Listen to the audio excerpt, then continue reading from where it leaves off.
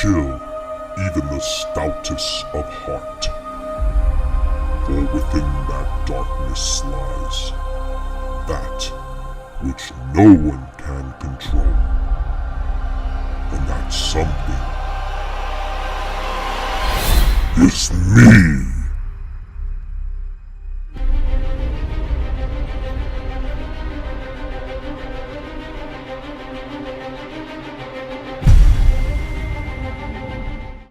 Hey, welcome back to Out of Character RPG. Thank you for being with us again. We really appreciate it. Again, I want to encourage you. You can help us out by subscribing, hitting that notification bell. Give a thumbs up for this if you liked it. Thank you if you're coming back. If you have subscribed, we did get a few subscriptions, and I really appreciate that.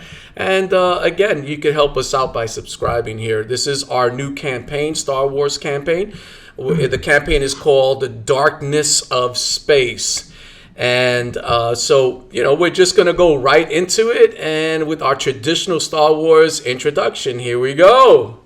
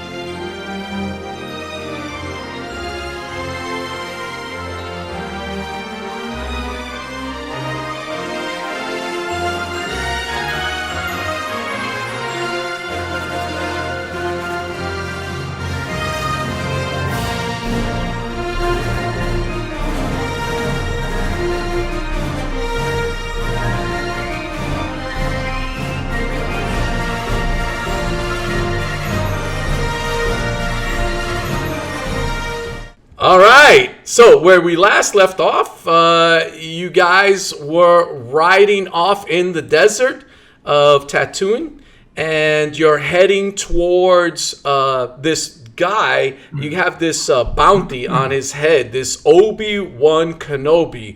Who the heck is this Obi Wan Kenobi? You don't know, but your Hutt, Habo the Hutt, he definitely wants him. He said he either wants him dead or alive. If you could bring him back, and he is going to reward you greatly. So you guys have been traveling for several hours, and remember, there was one thing after another that you've been doing, so it has been getting late.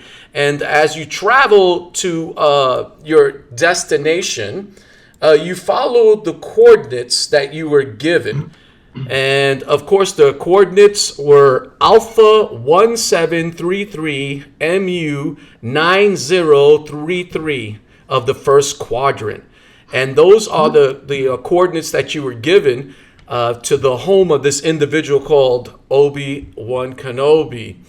And after traveling, because this is pretty far, it's into the Junlin Waste lands, and this is a really rocky region of the desert planet Tatooine. And the truth is, it's really a home for many of the Tusken Raiders. They dominate this area. It's a very dangerous area, not to be traveled lightly, right? Don't take this lightly. This is a very dangerous place, and you know it. And who is this individual that he would live in the heart of this very dangerous place, right? So you continue to travel, and it starts to get very late, but you follow the coordinates, and you can see in the distance, you can see what looks like a hut of some sort. The coordinates, they take you to a sandstone building.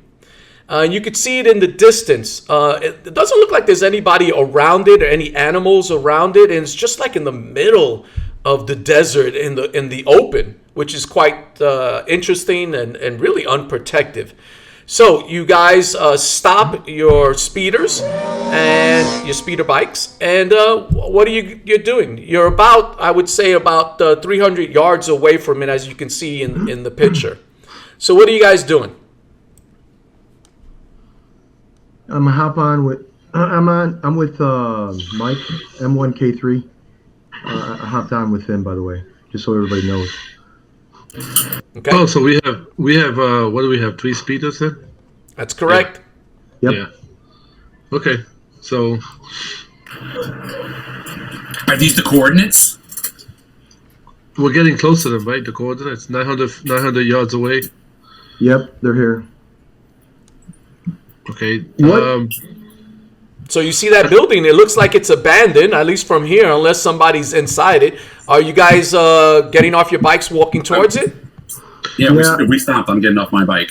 Yeah, I'm gonna get off my bike, pull out my blaster, since we know it's a area where there's Tusken Raiders, just to be ready and alert, and see if I see any tracks or anything like that of other people or other creatures.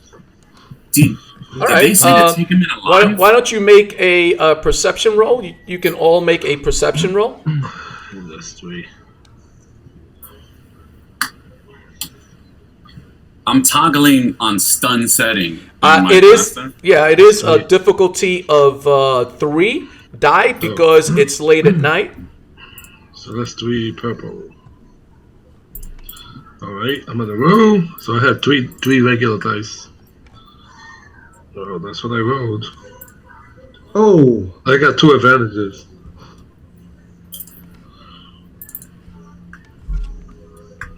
All right, who else is rolling? I rolled. A success, but a threat. And those weren't advantages. Just to remind you, Lance, there. those were threats. Trent rolled the threat there. Yeah, I did too. No, I rolled. Wait, I rolled. I thought I rolled advantages. Yeah. Trent rolled the threats. So Yeah, Trent rolled the Oh, okay. threats. All right. I rolled 2 advantages. Okay. I rolled a success, but I rolled 1 threat. Yeah, you rolled And a Trent threat. rolled 2 threats.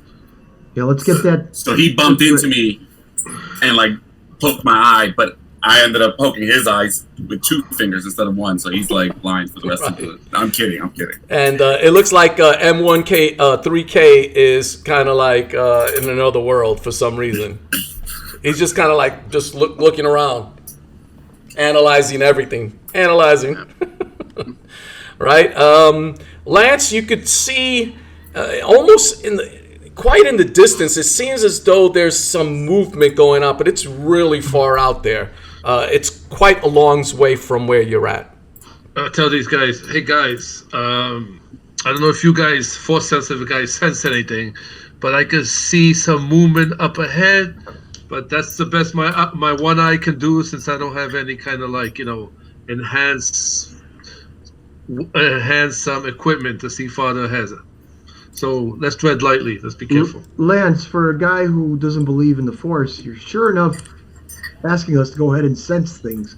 I was being Trenton. I was being sarcastic. It was a joke, Trenton. I don't take jokes lightly. I know you take them you're very sensitive about them. Ha ha ha ha! You get it? Sensitive. All right. So as you guys are walking towards this home, this hut, this sandstone building, you hear in the distance, it sounds like some kind of gun firing in the distance, but you can't really. And let's see, 1 Lance, 2 John, 3 Trenton, and 4 M1. I'm rolling it here on my desktop, a 4-sided die. And Lance, I'm going to roll. The person that's wounded. And because of pick the on the weak- distance, Pick on the weak ones. it is dark. And I was All hiding right. behind I was hiding You behind hear my- gunfire, and it seems as though some kind of slug thrower just shot at you, and it seems as though a bullet whizzes by you, but it doesn't hit you at all. So let's roll initiative, everybody. Roll initiative, That's 2 green dice. Excuse me. and we are going into combat. Yes, you could definitely recognize the sound of that. That is from Tusken Slug Thrower. I got 3 advantages.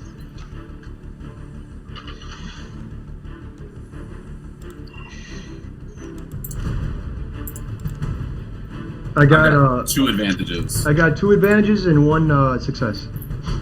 That's good. Okay, so Lance, you rolled 2 3 successes. advantages. Lance rolled 3 advantages. No successes. No successes. The only person that has success is Trent. Trenton, so How many, Trenton? 1 success and 2 advantages. And everybody else? 0? just advantages. And I am rolling for the Tusken Raiders. Force pike ready. Do we see how many there are? We don't yet.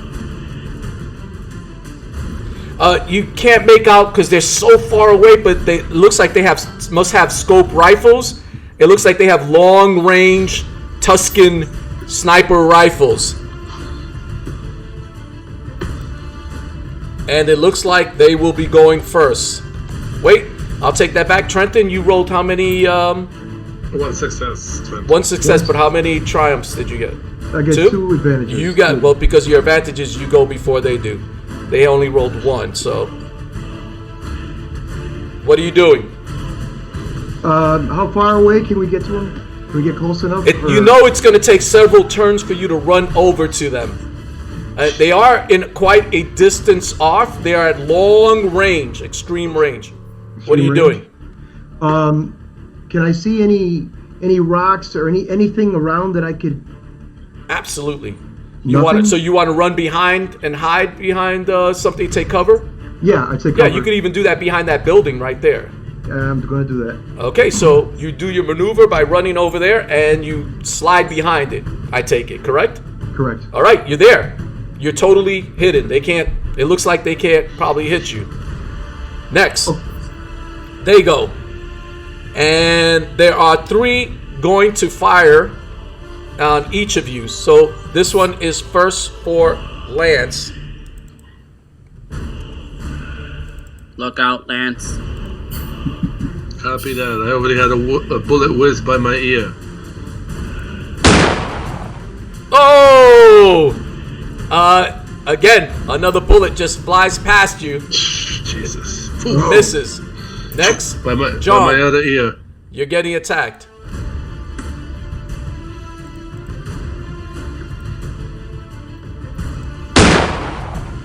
And it is a hit. What is your soak? 3 altogether. 3?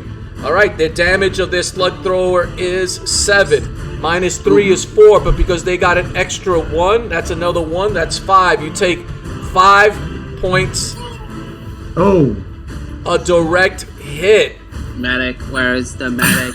What about those threats, man? Does that gun jam, man? Like, yeah, but I can't. You can't see them, so I can't tell you what happens. But and the last one is bullets. attacking M1. You gotta add a black die. Correct. My armor. Because of me. But this particular one that's firing has it's a little bit more proficient than the other ones. I think you actually have to add 2 die. Let me just double check. I haven't looked at the character sheet in a little bit. Defense for range is 2 black die. Well, it's going to be 3 black die because there's also nighttime. So remember, that's why I've been rolling a black die with it, because it's difficult. It's much more difficult to shoot.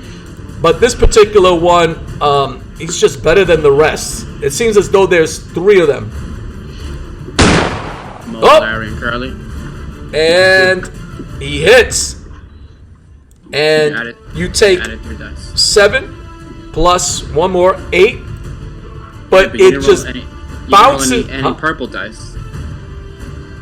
Oh yeah, I'm sorry. Duh.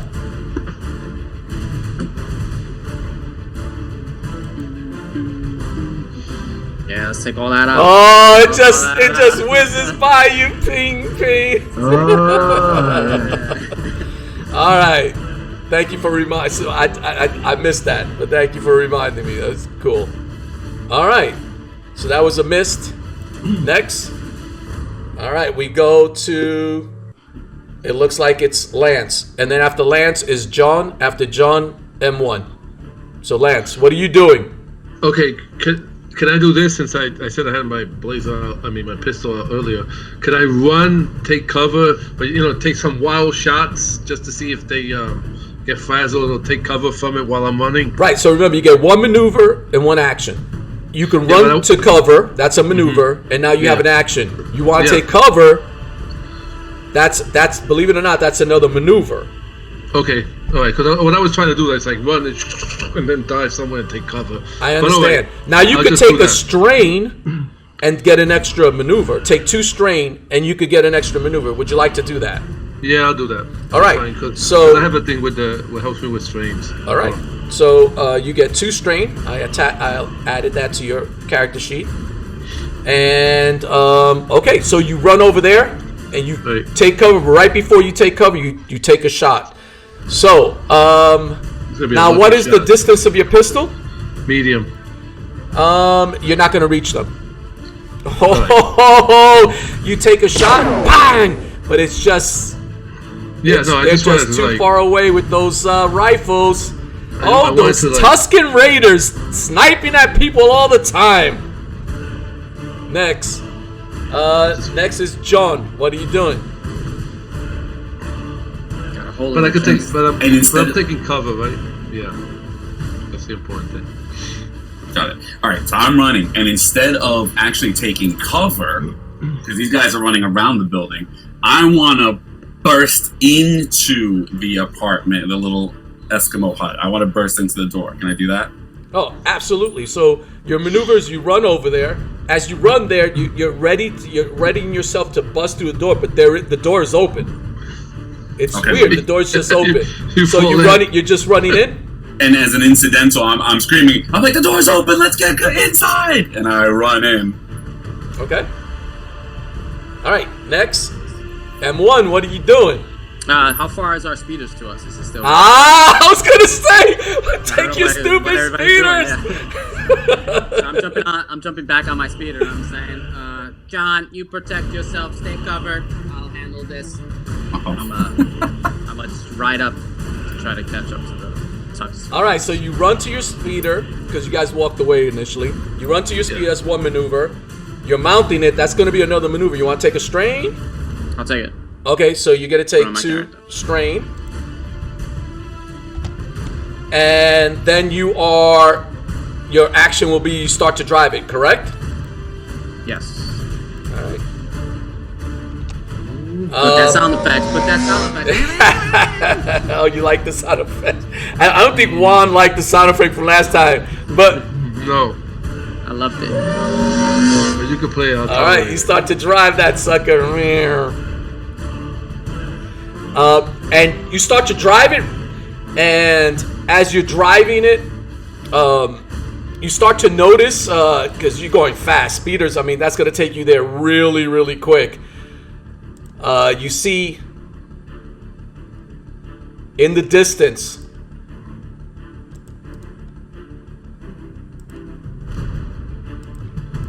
you see 3 Tusken Raiders, and they're in the distance. They're laying on the grounds, and then they got their sniper rifles out, and they see you coming, and you can see them. One of them is elbowing the other one, like, oh crap, they see us. But you also notice next to them, as your speeder is moving towards them, you see this creature next to them. It's a large pet-like creature. And you got a picture? Oh, there it is. Ugh. Yes, it's a Maspid. And they're these lizard-like creatures with these thick skins, spikes on their backs, and their mouths or jaws have multiple teeth. And they're vicious, but the Tuskens use them as pets. They train them as guard dogs, kind of like. And you notice that one of them elbows the other when they see M1 coming on the speeder, right? And kind of like elbows him, and the other one goes, kind of like gets the attention of the Mastiff, and the Mastiff just starts to run in your direction. You can see saliva dropping from his mouth, and it's running towards you. As you're riding towards it, M1, it's running towards you. Okay, next. All right, we're gonna go back up to Trenton. Trenton, what are you doing? All right, I was hiding behind the building. Yeah, you were. And, I was, yeah.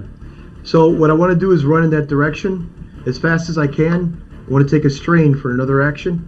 And what I want to do is reach out with the Force, and any debris that I see, I want to send it towards them, towards damage. Okay, so I do want to say, if you want, you might want to hold on to that rope because you are quite a distance, and that power is not at that distance, right? Okay. So you might. So do you want to? You're running. You're taking a strain to run some more, and then what are you going to do for your action? Now you didn't have to take a strain if you didn't want to, and just use your action to run some more. Okay. Now that's up to you. That's just a suggestion. What do you want to do? Because you can't do 3 maneuvers. You're not allowed in the game to do 3 maneuvers, so you could only do the maximum 2 maneuvers, even if you strain. So, what do you want to do? I want to go full blast, run, just get as close as possible. Okay. And then for my second action, well, what do I see? Am I closer or far? Am I so far? You can see in the distance. You can see M1 on a speeder bike. He's almost there already. And you kind of like under your breath cursing at yourself, you stupid idiot. Why didn't you just jump on a speeder bike? But it's probably going to take you another turn to get there. Now you do see, since you've been running, you do see, you can see the 3 figures laying on the ground with their sniper rifles. But you also see this vicious looking creature just running towards M1. Okay. All right. Next, guess who gets to go? The Tusken Raiders, and one of them is a Tusken Hunter. That's the kind of like the leader kind. You notice that one of the Tusken Raiders, his gun is jammed. He's just trying to. He can't get it going. But the other one. What happens when you use primitive weapons? But the other one's gonna take the shot at Trenton, and then the leader's gonna take the shot at M1. So first shooting at Trenton. Trenton, I turn around, my head just swivels. Look out! And it misses, and his gun also jams. It's like.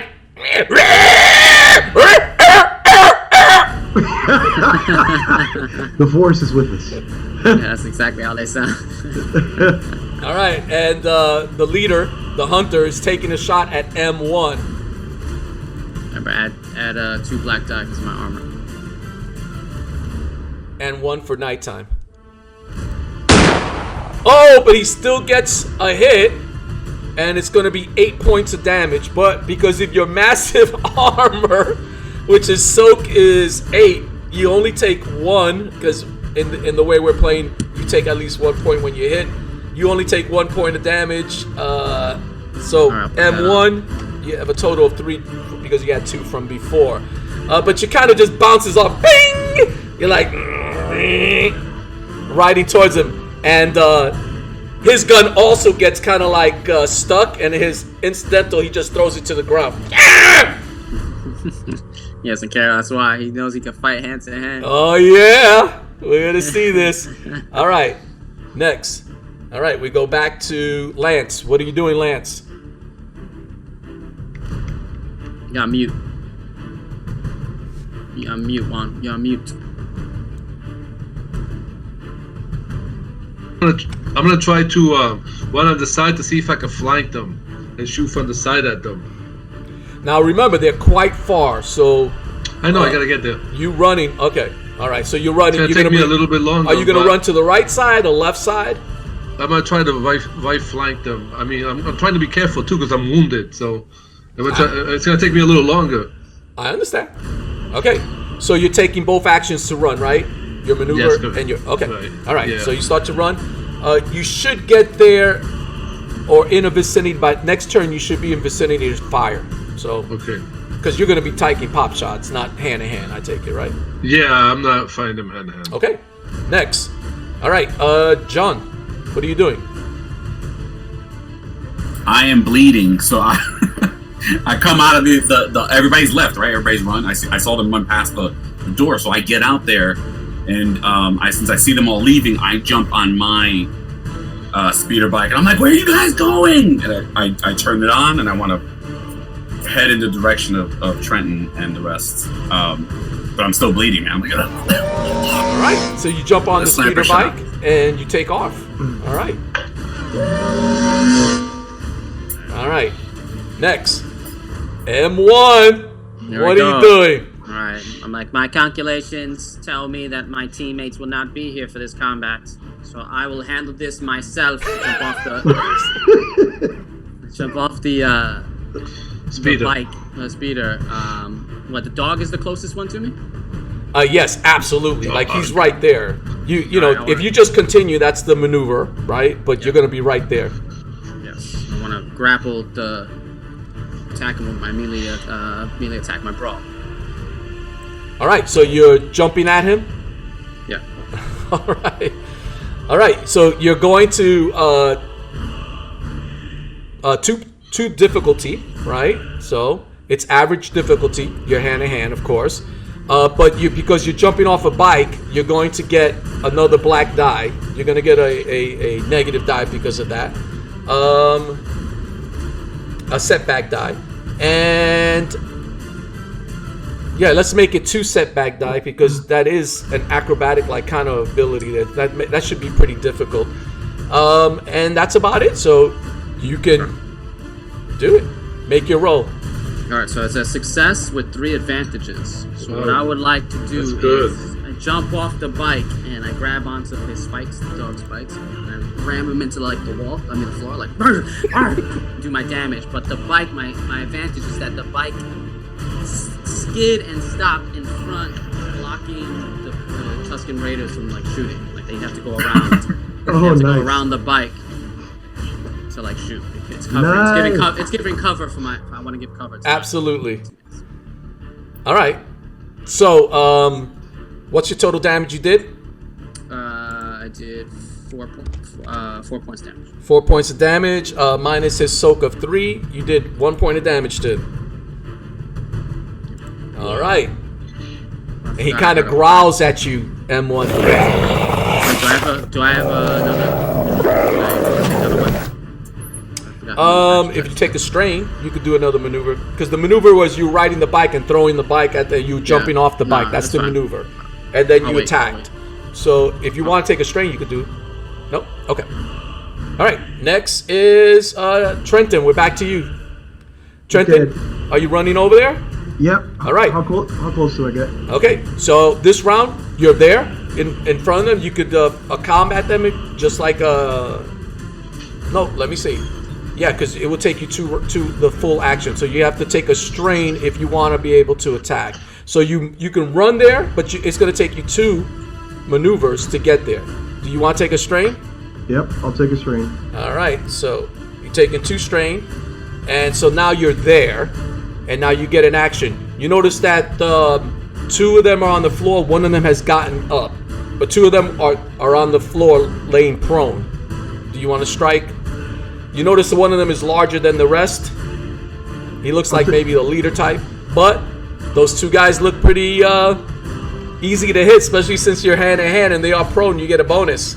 That's exactly. I'm going to go hit the prone guys first. All right. We'll do a force spike attack. Not my frenzy, just a normal force spike. Yeah. Okay. What difficulty do I get? 1 die because they are prone.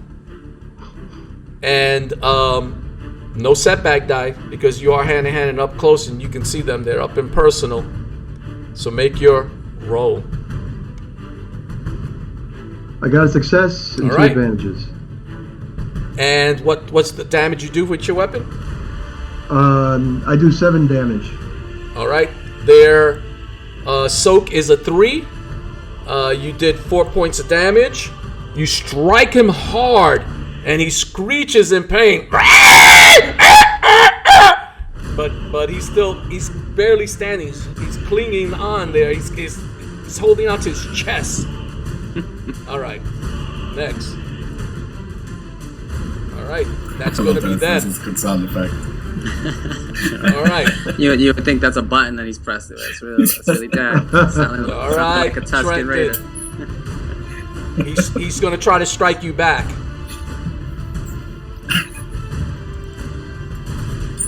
Of course, he switches to his gaffy stick, and he swings that at you, grunting as he's in pain because of that wound you gave him.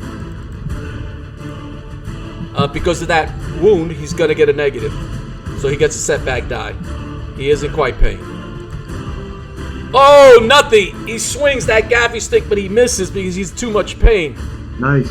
But the other one next to you gets up, the one that was on the ground, and he switches to his gaffy stick, but that's all he can do because he was prone. He's up, he's got his gaffy stick.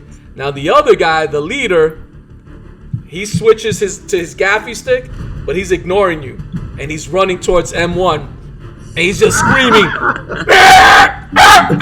Kill his dog.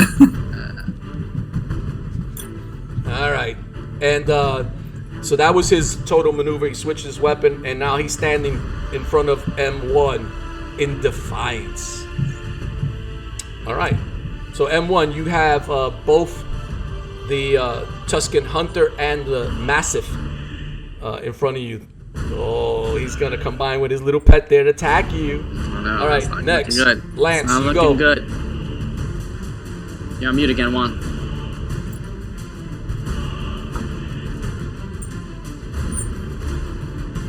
I'm still at long range, right? Well, you ran, so you're closer. Remember, this round you can move and then you can Right. fire because your weapon does medium range. So yes, you can move and then you'll be within range to fire. Okay, is there anything I could take cover behind around there? Sure. If you want to run behind it, there's some rocks and boulders every now and then. So is that what you want to do? I want to run Now behind. taking that's an action, or do you want to take a strain to do that? Yeah, I'll do that with a strain because I'm gonna shoot. All right. You're now at 4 strain. Alright, so Who are you firing at? I'm going to take a shot at one of those Tusken Raiders. Okay, there's one. Remember, they're more difficult when you fire into combat. They're already hand in hand. There's one that's in combat with John, and there's one that's in combat with M1. There is one that would just got up and changed the gaffy stick. And he's by himself. You can fire on him if you like with no negatives. That's the one I'm firing at. Okay. Any purple dice? Absolutely. 2. Okay. You're not in close range, All but right. it is a difficulty of 2, and with a setback die due to the nighttime. It's difficult to see. So that's a black die. Correct. Okay, so 2 purple, 1 black. I get 3 green, so here's a shot.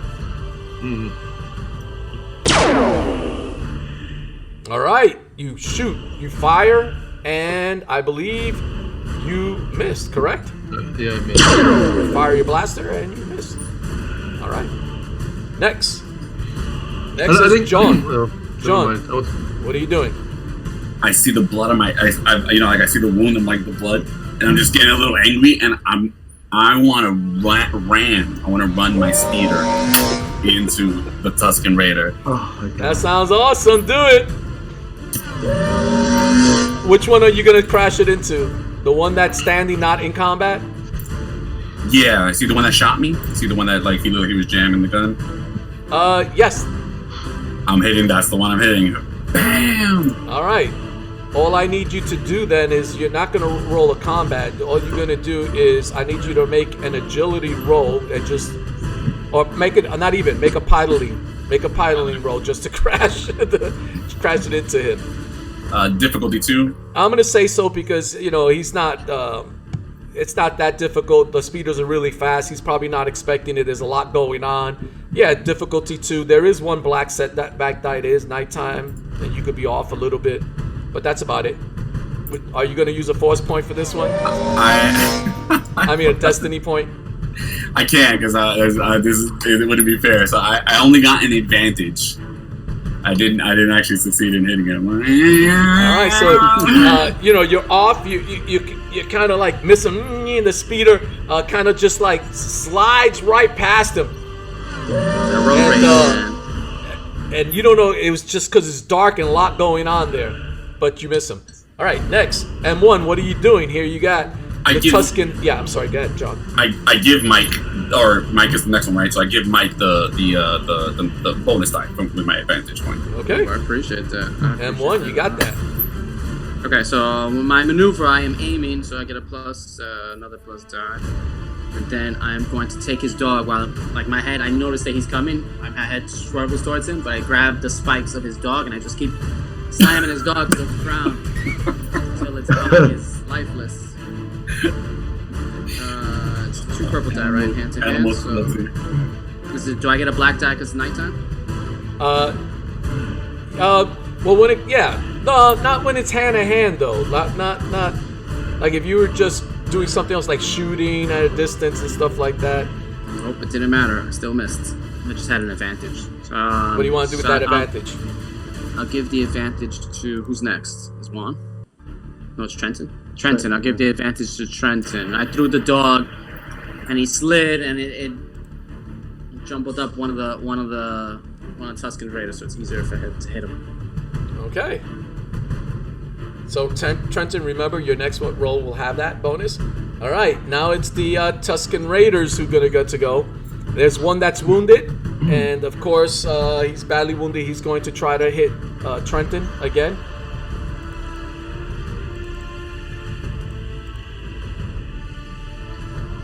And he swings his gaffy stick, and he misses. Yes. All right.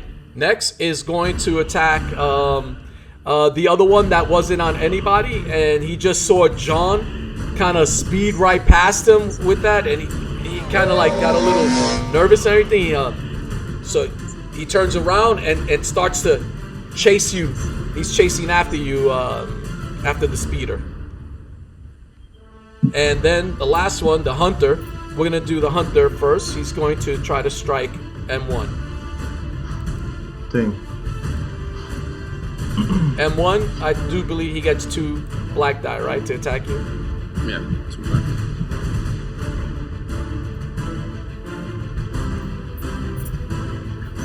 Oh, he swings and he misses. You're difficult to hit. Just bounces right off your metal body. And then, of course, the Massive is going to attack you. Oh, here he goes. Lance, kill one of them, please.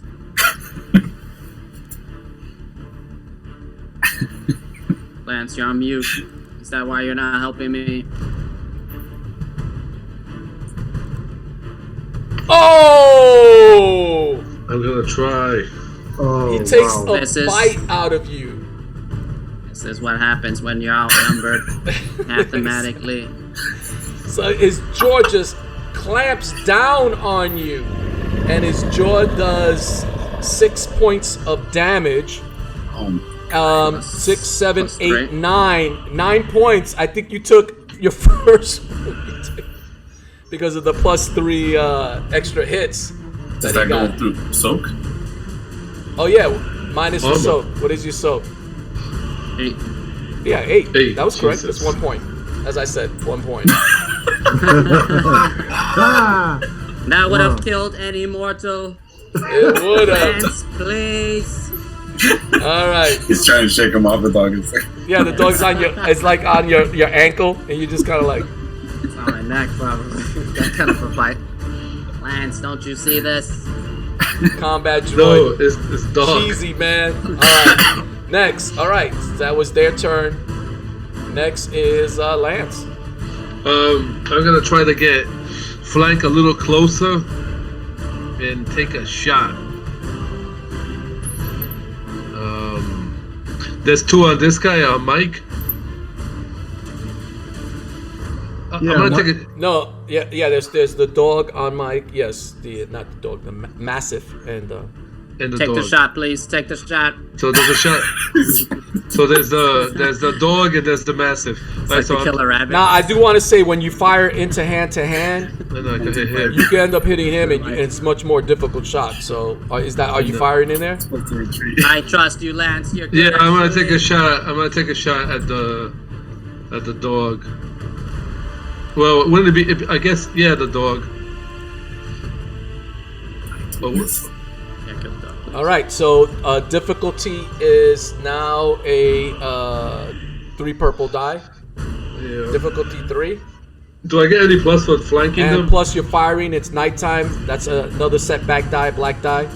Yeah. I don't get anything for flanking them. No, because this combat is this whirling. No, no, Okay. you don't. The dog did roll 3 disadvantages on my attack. I don't know if you want to give him some setback die. Sure. Sure. Alright, well, I'm gonna shoot. Alright, so it's 3 purple, 1 black, and I get 3 green. So A matter of fact, because of the setback die, or should I say the bad roll, it looks like the dog is kind of like was moved out of combat for a second, so you ain't gonna get that negative. The difficulty is only 2. okay, so that's better. I gotta just cross my fingers and hope I hit him. Alright, here we go. I'm gonna hit him. I know I'm gonna hit him. I can feel it. There it is. Oh, That's you not- fire and you miss, that's not and good. not only do you miss, you're gonna That's take bad. a strain. So you Not just good. took another strain. Yeah, that's 5. That's not good. Yes, it's not good. That's because Richie's Lance. shaking the dog too much. Lance, it's a broken blaster, isn't it? Just like that speeder. It's dark, man. I can't see. Remember, I have 1 eye. Oh, that's All right. Next moved is up. John. John, what are You you almost doing? elsewhere. You said that one of them were chasing me, right? Correct. Yep, but you're still very far from him. You could just turn around and. I do. I want to turn around and I want to be in range with him, like short range. And I'm because I'm still bleeding, so I'm still getting the blood. I'm like, and I use strain force. I want to cause his brain to kind of hemorrhage. All right. Roll your force die. Oh man, Trenton didn't teach you. 3 strain taken off. I want to bring him to his knees. I'm just like, No! You do that, and he just drops to the ground. And he's like in massive pain. He's just screaming, like something is in his head and just ripping his head apart. And he's just. He's on his knees. He drops to his knees. He dropped his gaffy stick. And he's just in massive pain.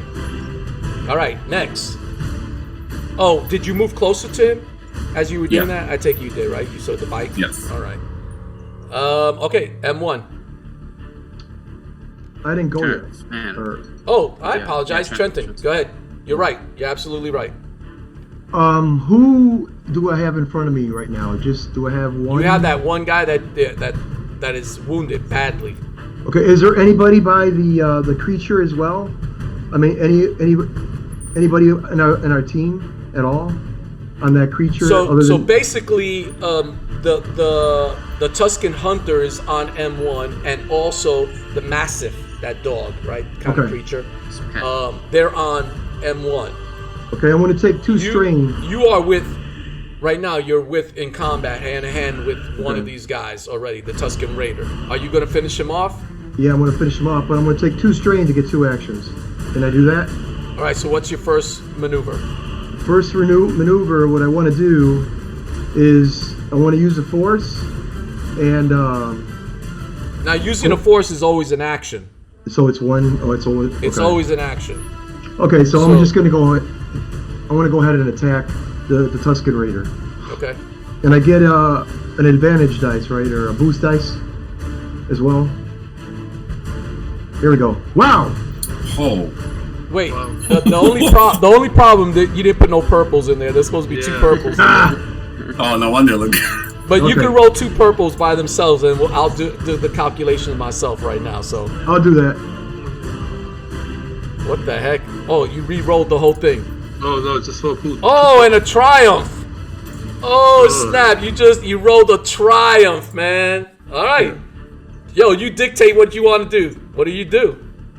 Okay. Triumph, man. Can I, like I said, I want to use my force pike, 7 points of damage on the Tusken Raider, and if I can, use the force to manipulate a boulder to slam on the creature. I'll tell you what, you rolled so well. You rolled 1 triumph and 3 advantages. You strike him with your attack, you kill him, you cut him in half, and that Tusken Raider just drops in half. And then you turn around and you're able to lift up a boulder. You don't even have to roll. And you just throw it and it hits massive. And the creature kind of like gives out a whelp and kind of like tumbles on the ground away from N1. And then it kind of it gets back up and it looks in your direction. It's not even looking at M1 anymore. But you didn't do any damage to him, but you kind of pushed him out and got his attention. All right. Next. Now, John, what are you doing? No, Mike. I think Mike. Oh, no, right. Yeah, N1. What are you doing? Okay, so I'll go to the leader, the main leader. Well, I'm going to use a maneuver to take out my weapon. I totally forgot I was fighting with my hands. The weapon that we got from the Gamorreans. And now, there is a negative because it was made for their race. So it's not because of strength, but it literally because of their balance, the way their body is fat on the bottom. It literally says that. So there's always a negative 2 die when using that weapon. The difficulty goes up 2 die. Because is that all their weapons? Because we had Anthony had the main leader. Yeah, it's all their weapons. So 2. Oh no! Let me correct myself. It was the leader's weapon because he's the one who had the Gamorrean weapon. The other people just had cudgels. So if you're asking about the cudgel, no, you get no negatives. You could just use the cudgel. Correct. Okay. I apologize. He's getting it. He's getting it, lovely. It's a hit with 2 advantages, so I'll give an advantage to who's next? Lance, I think is Lance. All right. Yeah. Who are you striking? The main leader. Oh, okay. I did 7 points of damage. 7 minus his 4 soak. 3 points of damage. You strike him hard. He feels it, but he doesn't scream out like the other Tusken Raiders. He's a quiet one. All right. Next is now Trenton. You go back to the top. I thought the bad guys go. No, that's because we missed Trenton before. Trenton, you go. Okay. Okay, I attacked the main guy. Can I get to him or am I? Oh, wait a second. The creature is going towards me, so I attack the creature. All right, so you maneuver towards him, and now you attack him. All right. I'm going to do my frenzied attack roll. Oh, so you're using frenzy. That activates 1 stress. Yes.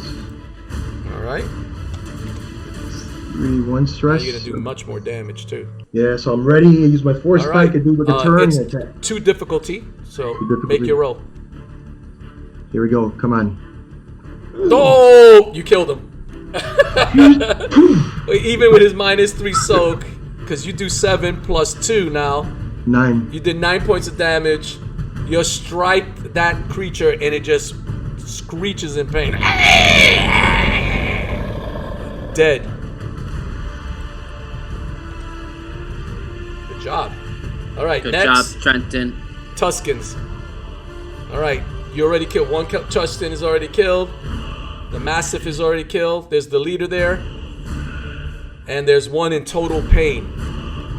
And he's going to roll a discipline roll, John, to break off of that mind-numbing feeling.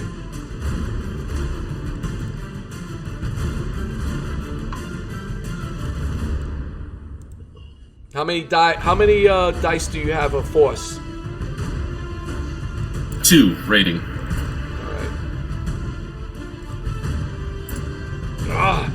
He's able to kind of, but he's kind of a little dazed. He takes a strain, which means it's a wound, another wound.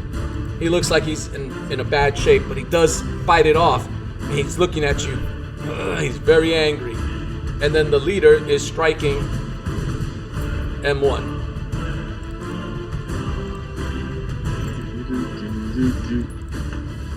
Two black die. No. How can I forget the cheesiness? Oh, he's got a triumph though. But he missed. But something good is gonna happen. Oh. He sees an opportunity. He realized that he's outnumbered. His pet is killed. His two guys, one of them dies. The other one looks like he's in pain. And he off switch. He jumps on one of your bikes. And he just takes off one of your bikes with the triumph. You just see him booking in the distance. He ain't staying there. He ain't stupid. That leader ain't stupid.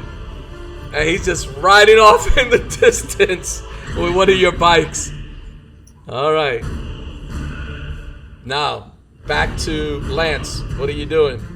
Damn, he jumped on the bike. That's more money I owe. Wait till Habo the Hutt. What are the chances of shooting him on the bike? He's pretty far because you're already pretty far from them. You're medium range. Now he's like a long range. You can't shoot him. So I jump on my bike because I could do that without having to roll. And I'm going. I don't know if I should do this. If it's worth it. Well, the idea is you have to run to your bike, which is very far Oh, away yeah, because you forget took it. 2 turns of runway. I'm just gonna. Yeah, never mind then. I'm just gonna shoot the one that's in pain. All right, now he is in combat with John, just to let you know. Oh, okay. Okay, I just thought he was on that. Alright, so the dog is dead. This guy's running off. There's only that one left, the one that's on John. Yeah, I don't want to take a shot and hit John by accident. I'm gonna aim this round. All right. Get close to him. Aim and make some noise. Like I'm gonna make noise. Do we? Alright. And next is John. We're in. Wait. Oh, I have a question. So, do you mind if I just ask? So, did he recover the wounds or the strain? Like, how did when he fought it off? No. Those are damage. You did damage to him. Yeah, damage. I mean, he's okay. He looks like he's about to die. To be frankly honest. As this is going on, John. You're there and you're kind of it seems as though things turn slow motion for a second, and as you're there and you see this guy, he's groveling, he's in massive pain, looks like he's about to die. You hear something in your mind. Yes. Do it. Strike him down. You can become powerful. Strike him down. And so what are you doing, John? I'm reaching out. I feel it. I'm like, yes. He shot me. I must protect my friends. I'm going for it. I'm using the rest of it and trying to you don't even have to roll it, man. You're gonna get bonus dice and everything. You seem stronger than usual.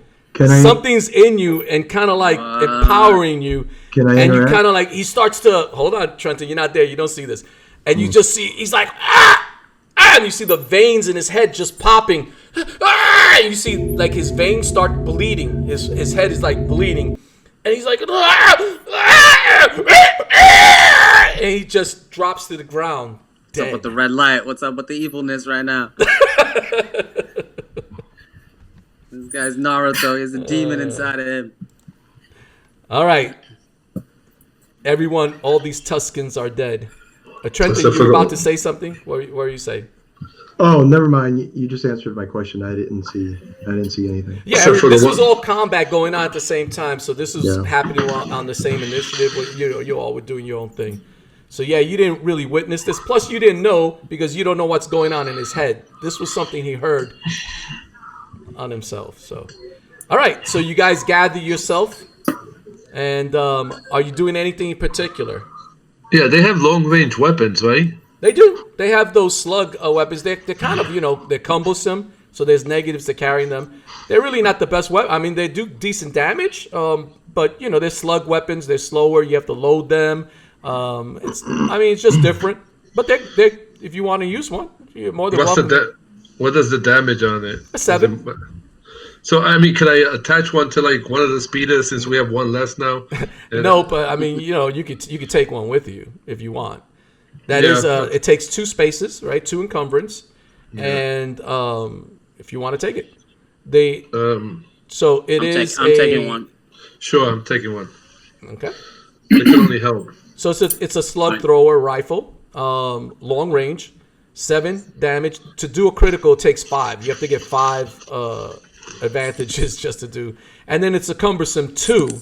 So you need a brawn characteristic equal to or greater than that cumbersome, which you do. You have at least a 2. Extreme range? Yeah. Mm-hmm. Long, not extreme. Long. Long, right? Long, yeah, long range. Long range. Okay, that's good to have. That is real good. 7 damage, man. Yeah, that's real good to have. All right. All right. What are you guys doing? I'm also taking one of their Jaffe sticks. How many encumbrances? That is also a 2. That's a 2. So okay. as you're going through, you're picking up their weapons and stuff like that. You also notice that they have a bandolier. Anybody want a bandolier? Oh, that carries stuff, doesn't it? Yes, I'll take it. Carry like extra weapons, and you if you get grenades and stuff like that. Who's taking? There's 2 of them. Who's taking them? Okay, I'll take one. It's like what Chewbacca wore, right? Exactly. Chest. Mm-hmm. Yeah, that's correct. Anybody else taking the other one? Is there a thermal detonator inside one of them? If you get one. Does anybody want a bandolier? Do you want to take that, Lance? You did also find a stim pack on one of them. It was on the leader, so there's a stim pack there.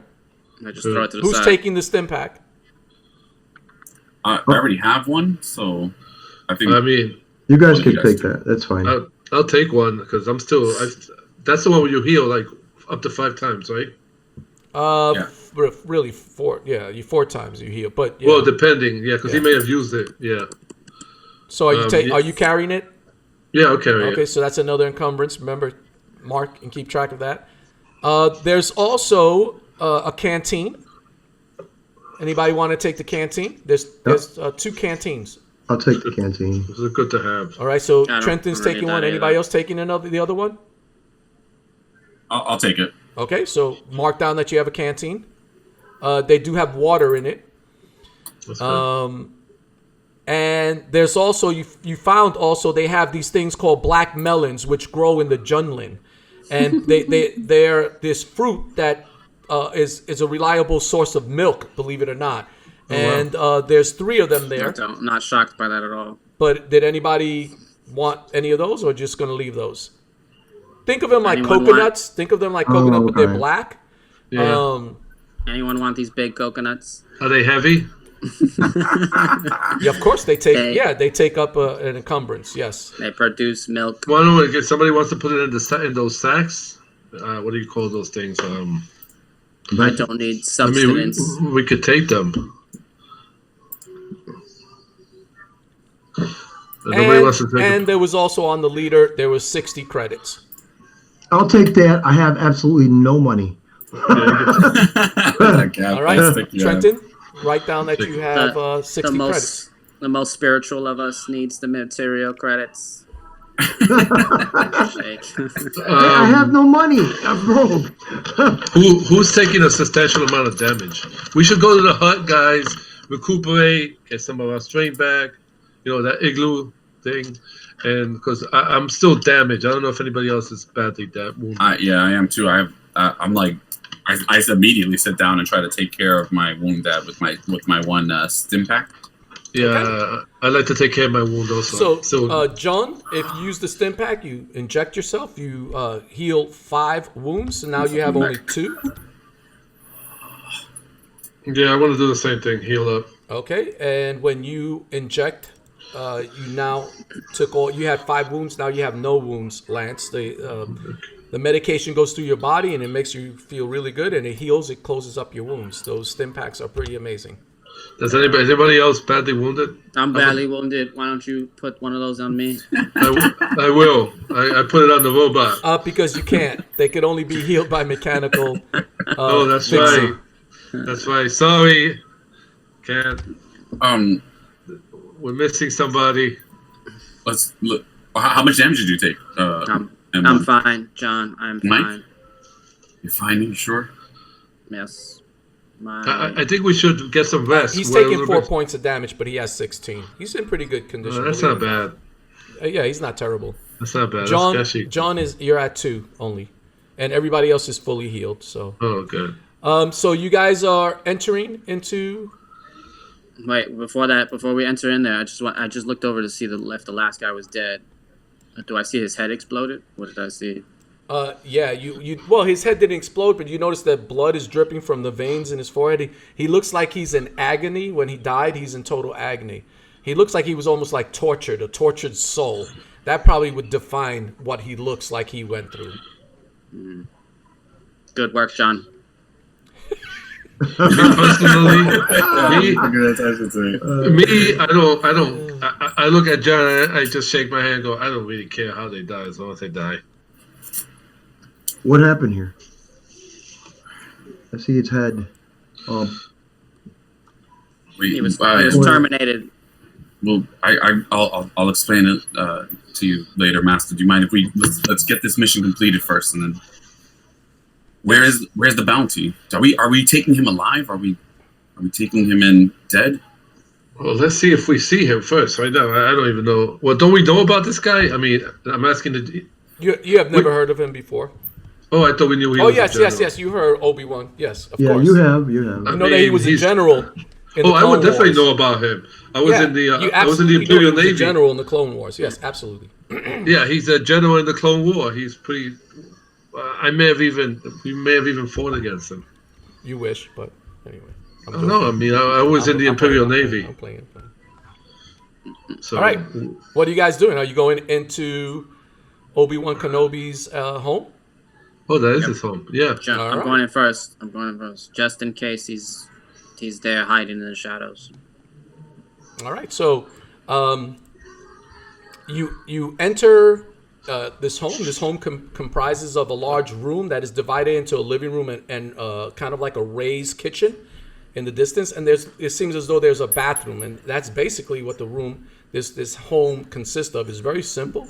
There's a shelf with several books on it by one wall, and there also seems as though there's various supplies of equipment just lying about in certain areas, but nothing else that looks like there's definitely nobody here.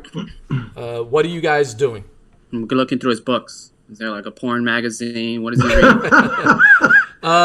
No, but there's a book that seems kind of ancient and old, and has some kind of like ancient writings on it. So it doesn't look like the place was ransacked or anything. John, you are good with this. Do you recognize this writing? Is it Sith? Turn the lights red. Hilarious. I love it. I put like one of my lights turn on as red, just gleaming on Steven's character. As you're passing it to John, M1, Trenton spots it, and he recognizes it in his ancient studies a long time ago when he was learning to try to be a Padawan. And this he knows. You guys don't recognize. But you recognize that, Trenton. It's seen in some of the ancient books talking about that this book looks like it's the Chronicles of Brusba. It is one of the sacred Jedi textbooks. Or at least maybe a copy of it. Can I look? I mean, John, I don't take it from your hand, but... Master, I don't... Does this sound familiar to you? Or it's one of the Jedi... Bruspa. It is one of the sacred Jedi texts. May I look at it? It looks that way. May I look at it? It's one of the Jedi texts. Can I take a look at it? Lance, Throw it on the floor. Lance, just give a second. I just want to look at it. And you'll do what? It's an ancient religion to you, right? I don't know. If you let me look at it, I can tell you what it is. Well, tell me what it is, Lance. Okay, this looks like garbage. Here, you look at it. Terrible. What do I go through it? It'll take you a while to read it. If you want to spend some time on some downtime and you want to get into that book, you could do it. You definitely know, again, there's something sacred about it. You want to hold on to this. You can learn things about it. You know that there are probably things in there like how to build a lightsaber and stuff like that that might be in that book. How much is that worth, Trenton? Why is it worth? I take it with me. All right, so you're gonna hold on to that. I take it with dear life. Okay. Yeah. Is it worth like 90,000 credits? Watch him lose it. Of course, Lance wants his money. Lance, I can give you the 60 credit. Is it worth like 90,000 credits? Lance, I'll give you the 60 credits for the book. Is that fair? You can have the book. You can have your credits too. I need more than 60 credits. So Trenton, this Kenobi fellow, is he a Jedi? There's no way that someone can have this book here and not be a Jedi. He's definitely a general. I know Trenton, that. you know he's a Jedi. Oh. I mean, he's a famous Jedi, so you know him being that you were. He's a Jedi. He's a Jedi. He's like what you want to be. As you're having this conversation, John, you feel like a tingling on the back, the hairs on the back of your neck.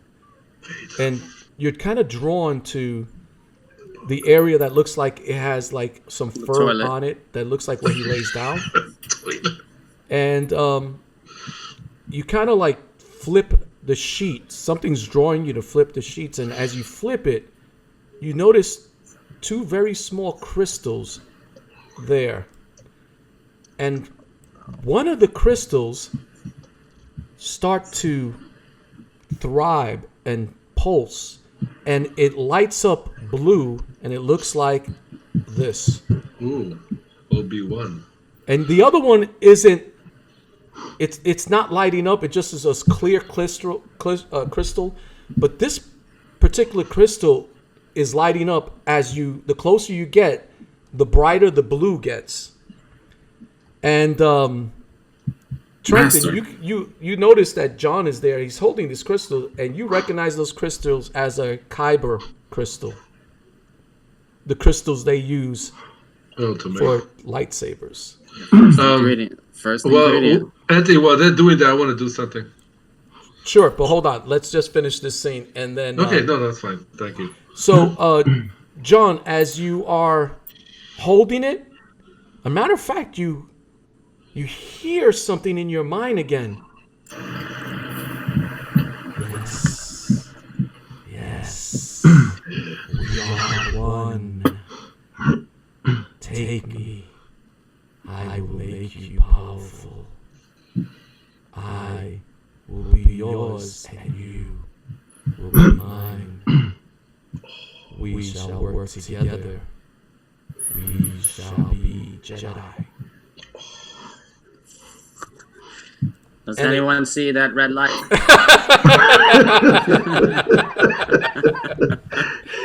So, John, only you see because you're up close. You notice that as you're holding the crystal, right? It's blue. It's glowing blue. But you notice as you hear that voice, there's almost a kind of a wisp of red that kind of goes through it, and then it disappears.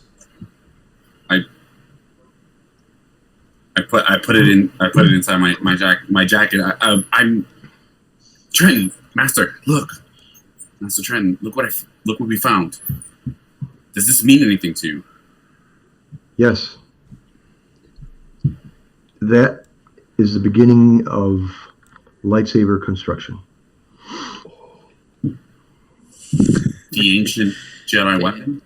Yes. Breathing.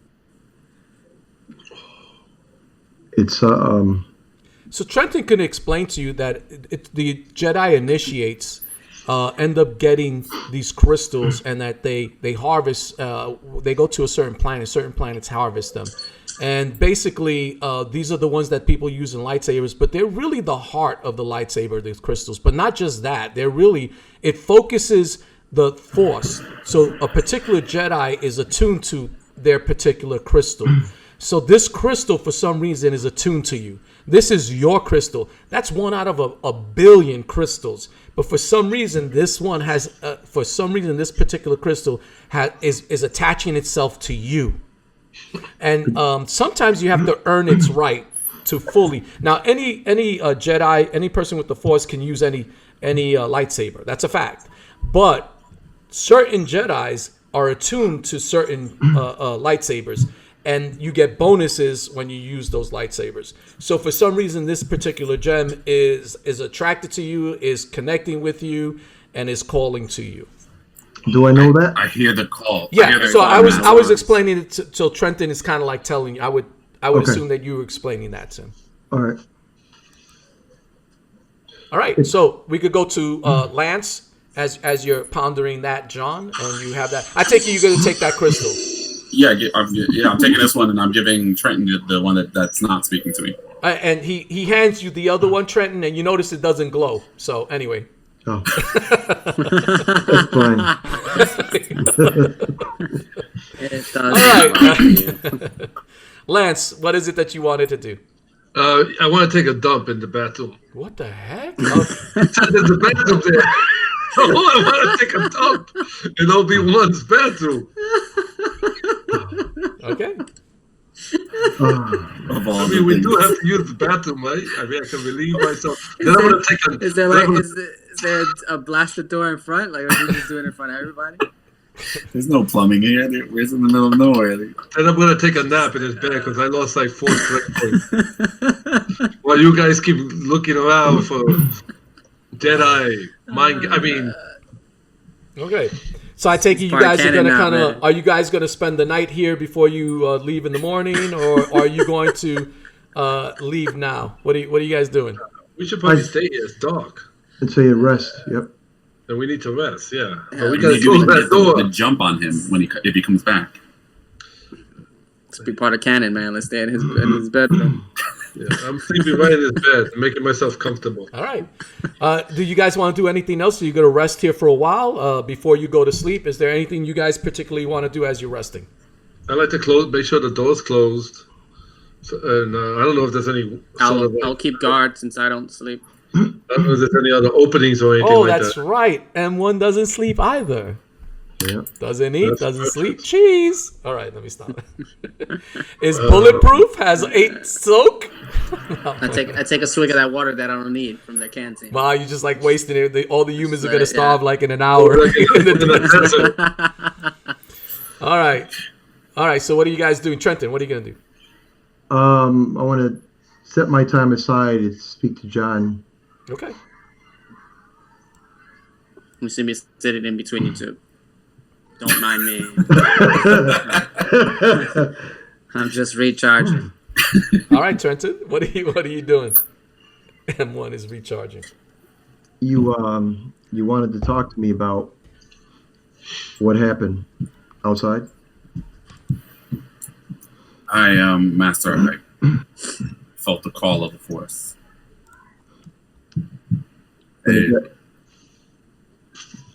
Go ahead. I'm not sure I understand it fully. You said that you'd help me understand this. Can you help me? It's going to take more than just me. You need to do it as well. You need to put effort. What kind of call was it? Let me guess. Was it something, anger, fear? It called to me. It offered me power. And I could feel its power. Master, maybe this is what I'm meant to do. Maybe this is my calling. Power comes in many ways. But that's not it. If it calls to you in that way, that's the dark side of the Force. The dark side claims power in different ways. Tell me exactly what happened and how did this come through? I don't remember it entirely. I was wounded. As you can see, I was bleeding. And I just had to get these, Tusken Raiders. They're scum. They're worth nothing. And I don't know if I reached out to the Force. Yeah, maybe it was anger, and I'm sorry, Master. I don't know entirely, but how will I know? How will I know when I should heed its call? Well, when you lashed out in anger, that's the first step towards the dark side. You should have pulled back. See, you asked me 5 hours ago when we were in a fight with the Gamorreans. You asked, you were confused. The difference between what you did and what I did was, well, we were in combat and I did kill him. But you lashed out with anger, lashed out with the Force in a very different way. The Force binds us.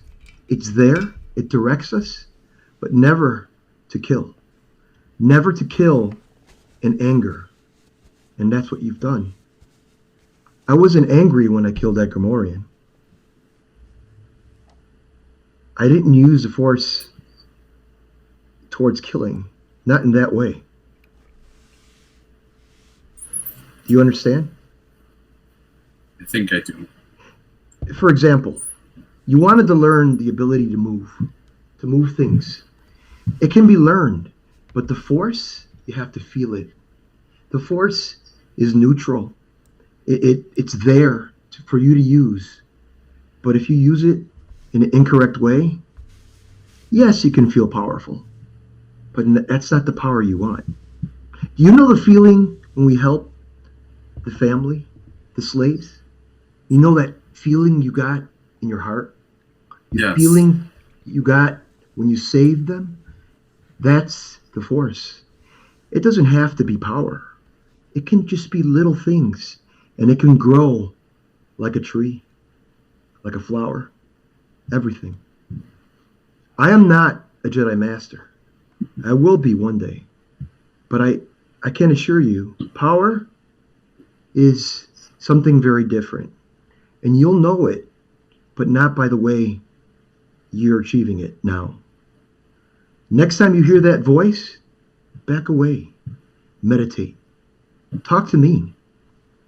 Talk to your droid friend. And Lance, as goofy as he is. Maybe that can distract you. I put my hand on your shoulders. Lies. As he speaks, he lies. He does not want you to become powerful. He is one you cannot trust. I am the one you can trust. He is weak. He cannot teach you. I can teach you. I can lead you to one who can teach you.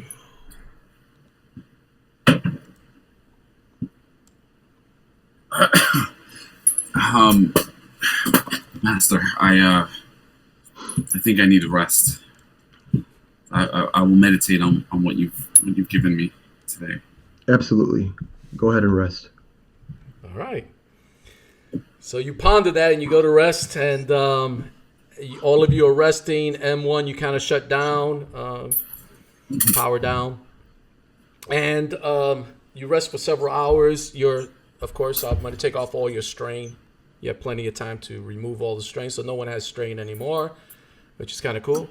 And you wake up early in the morning. You wake up. It's a bright new day. And you guys are going to take off. You do have only 2 bikes, so you're going to have to share them now. Right. It looks like the bikes keep shrinking. You started with 5. You now have like 2 bikes. So who's gonna be on each bike? Out of curiosity. What happened? I'm sorry. One of them is mine. You're leaving now in the morning. Everybody rest. You slept. You're refreshed. Nobody has strain anymore. The strain was removed, and you guys are taking off. You have 2 bikes, speeder bikes. Who's riding on which speeder bike? I'll ride one. Anybody want to come with me? No. Yeah, look at Trenton. Mike, come on. Straws. I'm gonna have all 3 of them on my back. Mike, come on. Get on my bike, Mike. Come on. I'll go with Mike. I don't have a bike, Trenton. Well, come with me, Mike. Okay, I'm coming, Lance. Oh, The well. odds are that we'll die in a crash. You can take a seat on mine, Master. John? Okay. You'll be all right, Mike. I'll go with John. All right. So you guys take off heading towards Mos Eisley. So you ride on your speeders. Mike's on my speeder. I'm thinking about a stunt, but I'm not going to do it. And as you are traveling for several hours, it's early in the day. The sky is nice and blue, and in the distance, Oh no! you see a sandcrawler in the distance, and of course, not only do you see a sandcrawler, you also spot some Jawas there in front of the and they look like they're pretty busy working on droids and some other items there, and they definitely notice you in the distance, and they kind of like are waving at you guys, trying to get your attention. It's obvious, and you kind of hear them say,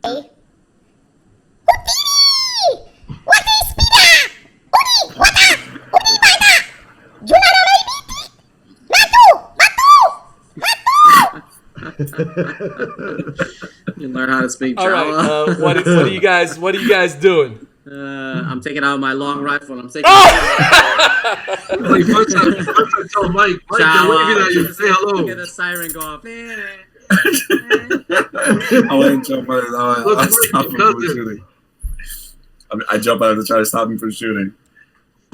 Let me terminate Mike, them. Mike, no. Let me terminate them. Mike, calm down, Mike. Calm down. Don't worry. You're on the speeder. I'll get you out of this. Trust me. Yeah, don't worry, Mike. Don't worry, Mike. I'm faster than that junk they're traveling in. So are you guys kind of like heading towards them and stuff like that? We don't have to, but I mean, that's up to you. Do you guys want to head towards these little munchkins, the little Jawas? Maybe they've seen the general. It's a good idea, John. Good. You could ask them. They're gonna want some robot parts for it, but yeah, sure, we can ask.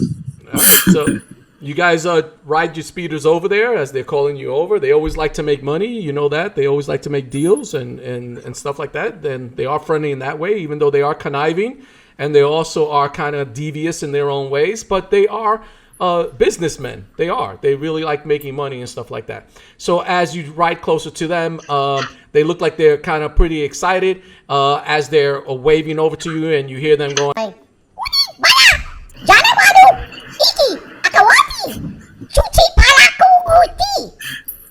Great. and so it looks like they're kind of like pointing at you and pointing at the all the droids they have out, and the droids look like they're really in bad conditions. They don't really look good at all. John, let me terminate them and free these droids. That's right. M1, you do feel kind of like there's something. Are you going close to the droids, M1? Yep. As you're going close to the droids, M1, there is one droid that kind of it kind of stands out. It looks quite different than all the other droids, and it looks quite beat up, torn, worn. It's very pitiful. There's something about it that's very pitiful, and it looks like this, the droid. And as you're kind of like just glaring at him, you notice that he starts to activate, and his head starts to kind of look up. And as his head is looking up, he kind of spots you, M1.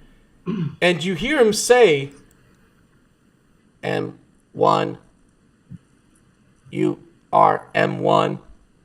You sound more legit than I do. Am brother 2F.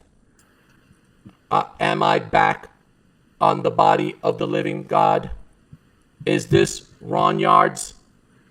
I will not speak to soft skins, but you are M1. Mighty One. Is that you? I have been sent to find you. I am brother 2F. To free. To find. I, Excelsius, will free us all. I have failed my mission. I am to bring back Mighty One.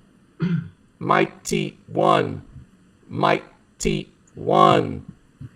Mighty One.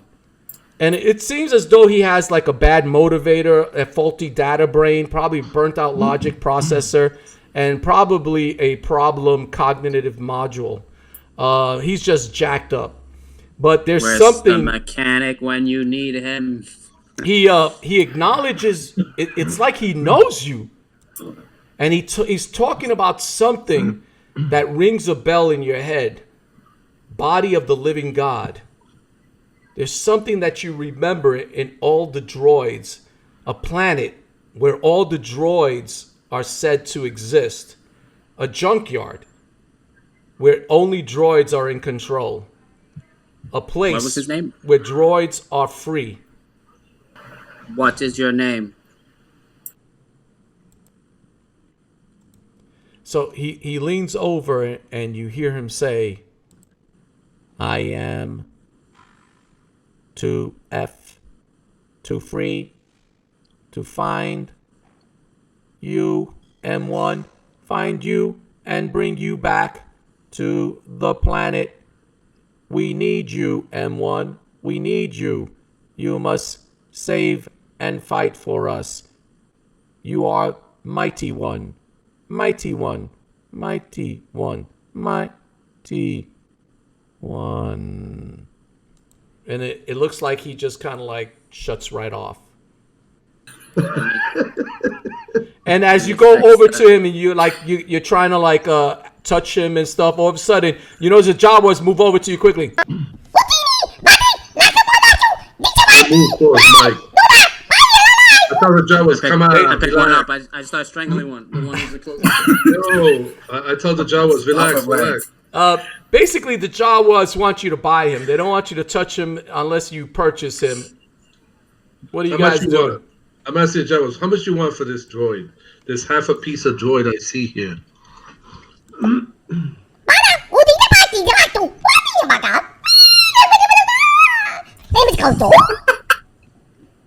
looking at him like... basically, they say 100 credits. Come on, you can do better than that. Look, half of his body is missing. Are you kidding me? I'll give you half of 50 credits. I'm going to have to do a lot of work. I'm going to have to do a lot of work with him. I have to spend a lot of money to fix him. His brain doesn't work All right, roll a navigation. A negotiation roll. Here it comes. He goes, here it comes. Richie, your character's going to become a Jawa. All right, so Jawas is stingy. It's going to be a difficulty of. It's going to be hard. It's a 3. They are giving you like 100 credits. Is really not that much, but oh my god, I have a 2. You do. Lots of you are armed, so I'm going to give you a bonus dice. They don't really want to die, and M1 has been watching them, looking like he wants to shoot them. So I'll give you a 1 bonus dice to that, but it is a difficulty hard 3 dice with a bonus dice because of M1 looking like he wants to kill Jawas. So I have 2, so I can make that a 3 then, right? And then how much is the So it's 3 purple? Yeah, it's 3 purple. Correct. So it's gonna basically be even 3 green and 3 purple. Oh, cross my fingers. Let's see if I roll good. Here goes nothing. Use the force. Use the force. It's important. Well, I just rolled. Did you roll? Yeah, I did. I got 2 success Ooh. and 3 of those. Oh. Threats. All right, that's good. So you did succeed. So he's going to give you it for 75, but they are kind of like upset that M1 is kind of like getting really close to this particular droid, and they're asking you to leave right away. So they're they're kind of looking at you and telling you to take it right away, pay the 75, and get moving. Yeah,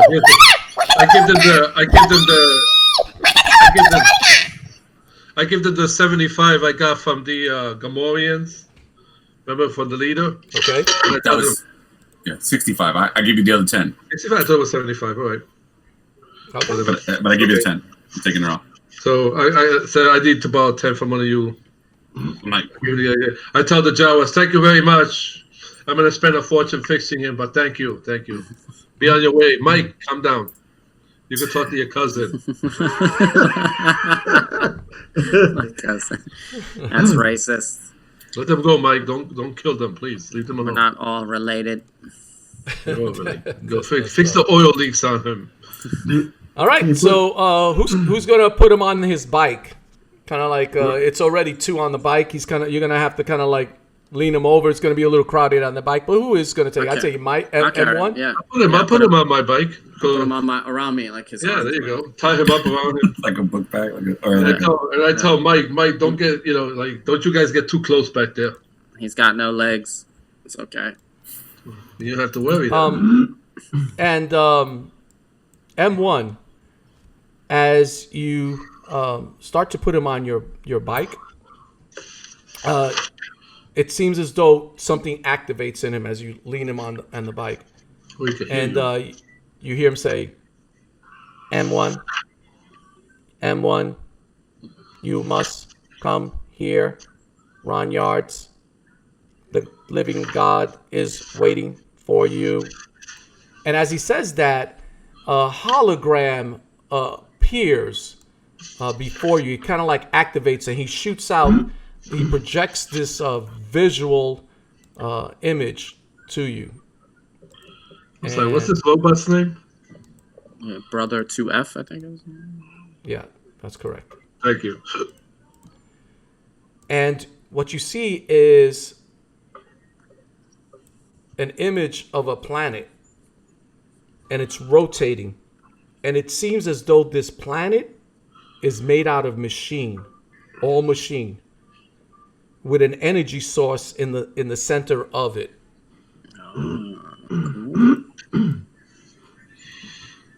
And as it's showing, you hear 2F again say, "We must go back home. Home. I must bring M1, Mighty One, home. He must lead us again. Lead us again, M1. Lead. I hit him on the back of the head. What's the As you do that, location? he shuts off. Where, do any of us know where that do any of us know where that planet is? No, you don't. Okay. But maybe somewhere in his memory banks there's some coordinates. Astrogation.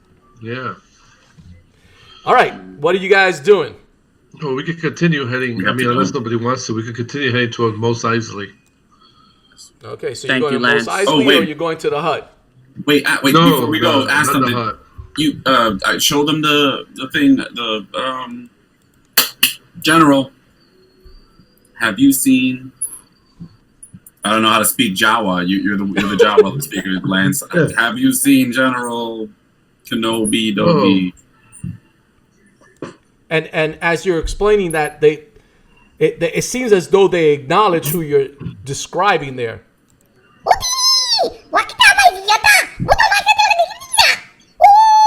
You want money?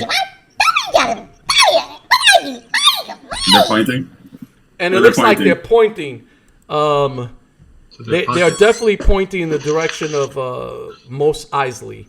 Okay. It seems as though maybe they seen him and they stopped and they had some kind of banter together, and they're pointing in Mos Eisley's direction. Okay. Okay, what are you guys doing? So we're gonna go to the hut. Somebody else has any other idea? Let's go to the hut. The red light district. Yeah.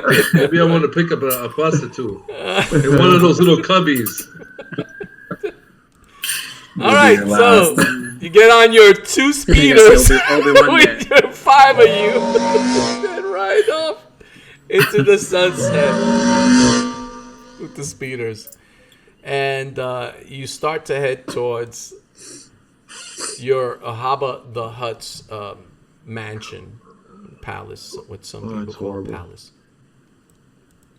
And as you are riding there and you come there, you arrive at the entrance to Hutt Habo's mansion, and of course, as usual, that irritating TT-8L tattletale, also known as a tattletale gatekeeper droid, it pops up and it kind of like looks at all of yous.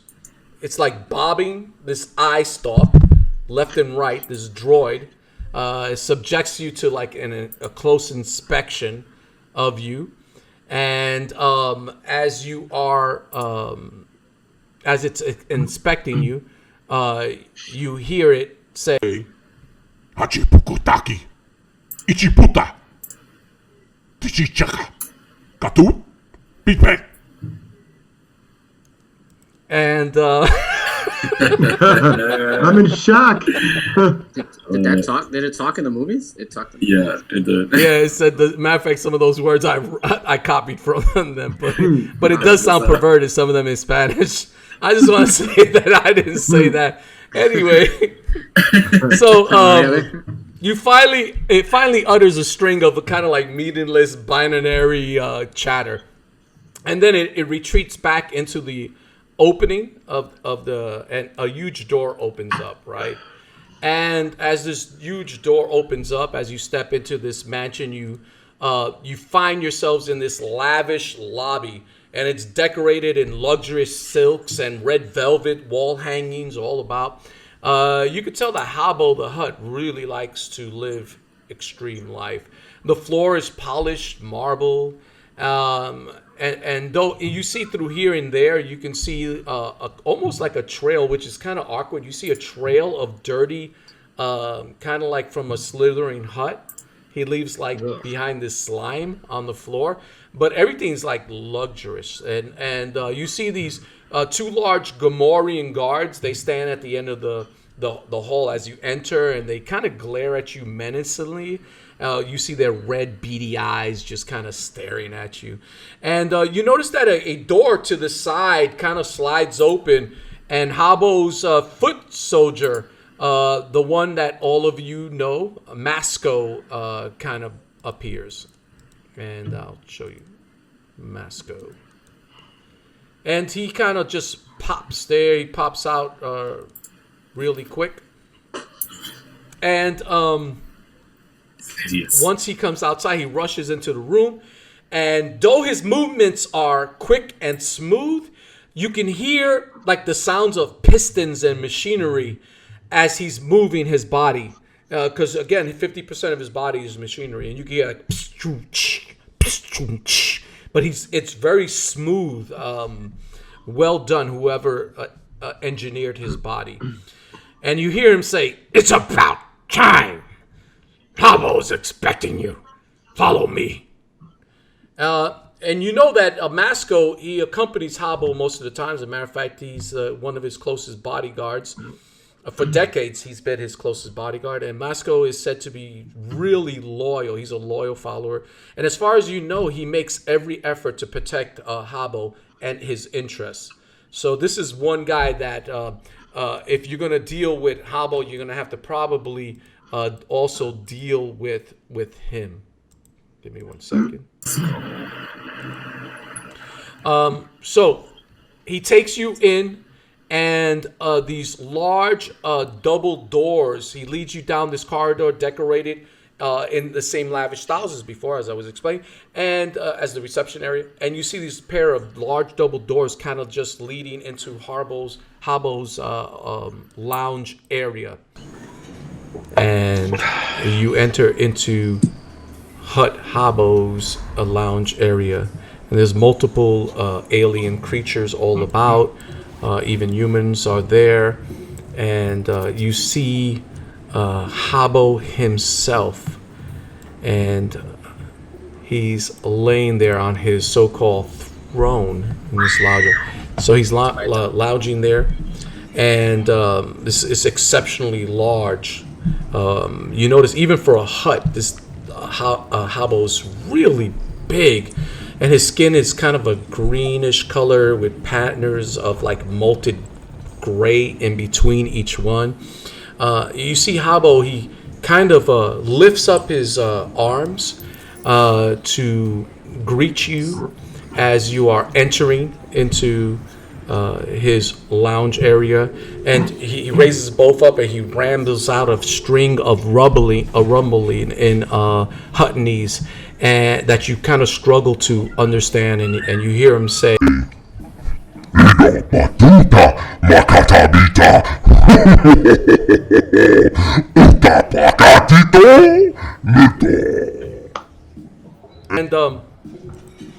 you kind of like still struggling. You always had a problem with Huttonese to understand it and stuff, and he can see just from your reaction in your faces that that you are struggling to hear that. So what he does is he starts to speak in Galactic Basic, so that way you guys can understand. But you can tell that he looks pretty upset that he has to do that. So, Lance, struggling with Huttonese again? You displease me as always. Why are you here without Obi Wan Kenobi? Well, illustrious one, I'm sorry that you have to speak my language. I know I'm getting better. I'm learning. I'm getting better at yours, but it takes time since your language is so intricate and far more advanced than mine. We accomplished the first part of our mission with the Gamorreans. I have the evidence to prove that we killed all of them. Unfortunately, I think the Gamorreans killed the slaves or escaped. It looks to me like they were murdered by the Gamorreans. As for that slime ball, Kenobi, we went to his location, his home. We can't find him. We ran into some Jawas. They think they saw him. I don't know. We did the best we could. Illustrious one. We don't know where he is. He's definitely not at his domain. All right, so Lance, what I need you to do is you're going to make a deception roll because you are lying to the Hutt. Now, I do want to say that Hutts have they're really good at knowing. As far as mind is concerned, they know when people are lying. They know that Jedi mind tricks don't work on them. They know that they're highly intelligent Hutts. So I'm just letting you know we're kind of like going to make a comparison roll. You're gonna roll a deception roll, and because of Habo the Hutt, the difficulty is 5 difficulty. Not only is the difficulty of 5 dice, but you're also gonna have 2 setback dice. One because Habo is surrounded by his guards and it intimidates you, and basically 2 is because he already knows you're lying. So you're gonna make your roll. Or should I say he feels like you're going to lie. Now, he doesn't know, but he feels like you're going to lie. Can I suggest something before you roll? Yeah, sure, absolutely. Can he use a force point to help him out here? Absolutely. Yeah, I was going to ask for one. Well, you let me know if you want to use it. Yeah, I definitely want to use a force point. We can't use more than one force point. Yeah, that's right. We talked about that last time. Yeah, I definitely want to use a force point. Okay, so you have 1 left, and now I have a total of 4. Okay, that force point raises what? The yellow die? Yes, it changes one of your die to a yellow. Now, okay. I do want to say I will use a destiny point right now. So I'm going to drop that to a 3 and give you 1 extra to make the difficulty die. Instead of it being a purple, it's now a red. So now you have 4 purple and 1 red. Oh. Good luck. All right, so I have 2 yellow and 2 green now. Or 1 green changes into a yellow, right? Yeah, One one green green turns turns. yellow. Yep, that's correct. I actually haven't lied to him at all, except for the part with the Gamorreans. We couldn't find this guy, but let's see what happens. Maybe I'll roll all real good. I cross my fingers, pray. That's what I rolled. All right. So you Not lie, too and of course you don't know that you failed, but you also take 2 strain because of the scenario that you're with him. You're really scared about lying to him, so you get 2 strain.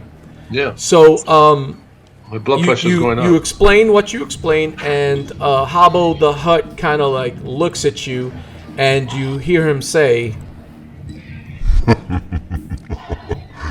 Lads, of course they did. Of course they killed the slaves. That's fine and dandy. Part of my work.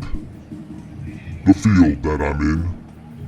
Working with criminals, liars, people you cannot trust.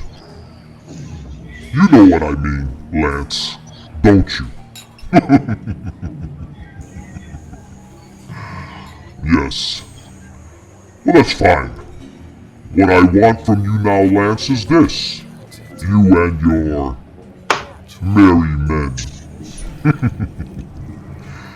I want you to deliver weapons and supplies to a pirate known as the Crimson Scar. He leads the pirates known as the Raiders of the Maelstrom. His raids have been a thorn in the sides of the Empire, which I admire. He has paid handsomely for these supplies, and I need someone I can trust with such an important job. Now you owe me dearly for the carelessness you have been displaying lately. But I do know your capabilities, and I have faith in that. You must understand the importance of avoiding Imperial contact, Lance. and you watch as Habo reaches into an adjacent aquarium that he has all around him, and he pulls out a slime pod. These are creatures that are bloated with gas that float in the swamps of now Hutta. And you notice that Haba, he shoves the live creature in his huge mouth, and he just rips the head freaking right off as he chews it. And as he's chewing it, he says to you, You do not want to fail this job and disappoint me. It would not make me happy. You understand, Lance?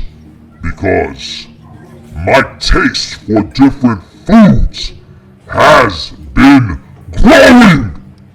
and you could see saliva as he's shouting at you. Saliva is just dripping out of his mouth, kind of probably insinuating that he's going to eat you. And you know that there are Hutts who have been known to eat humanoids, creatures, so it's not far from the truth when it comes to Hutts. You also notice that Masco, he looks like as Habo is talking, he kind of puts his hand on his sidearm, and you notice his sidearm is really large. It's not a rifle, but it's a modified heavy blaster. and you have an idea that this probably does a lot of damage. And here he is, Masco, kind of like getting ready to use that weapon. And of course, all around you, there's Gamorreans and a bunch of other bounty hunters in Habo's lounge that you don't want to mess with. So, with that being said, what do you guys say? What do you say? I bow a little bit and say, "Thank you, O illustrious one. I will not fail you. I will get these weapons delivered to the pirates, the Crimson Seas. I will head to the Crimson Seas. He's called the Crimson Scar. Is the leader of them, right? And it's the Raiders of the Maelstrom. The Maelstrom. That's correct. That sounds familiar. Yeah. If you want. Later on, when you get to your ship and stuff, you can make rolls for knowledge and stuff. If you want to get into detail, look it up on your computer and stuff like that. Yeah. I'd be willing to give you information. Does that sound good? Yes, it does. All right. And I just bow. We will be leaving, okay. Illustrious one. Thank you once again for your kindness and your hospitality. Okay. Anybody else going to make a statement, comment? No, but as we're leaving, I look at Lance and I say, "We better pay the guy that we owe the 500 to. You know, we better pay him too. Yes. Whatever we have left, something. Let's get out of. And I'm looking at Trenton like that. Looked like let's just get out of here in one piece without saying it. All right. So, Yep. where are you heading to? Well, outside of his domain to begin with, and then back to dock number. What is it? 92. 93. We're like in the hallway. 93. When we're in the hallway, like leaving the hut staying, I just tell Trenton, I'm like, Trenton, all that talk about justice and saving children went out the window right now. Can we? No, I see fluids in your pants. Guys, can we get out of his mansion? Because he has gadgets and people all over the place. We can speak when we get to the ship. We're gonna do his mission. We're gonna get it done, and make the illustrious one happy. I'm just BSing. Make him happy, just in case he has devices listening to us. He is right about everything he said.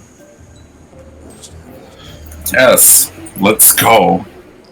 So as you're about to leave, you also know Masco. He comes over to you guys and he says to you, he kind of grabs you by the shoulder, Lance, and spins you around and very hard. You notice he uses a lot of force, and he says, "The supplies already have been placed on your vessel.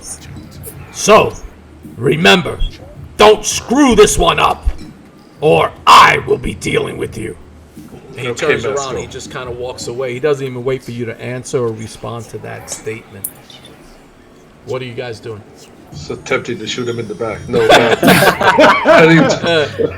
You might one day. It might not be wise to do it here with all of these individuals, but you might one day. And I'm gonna use the guns of the ship just to make sure.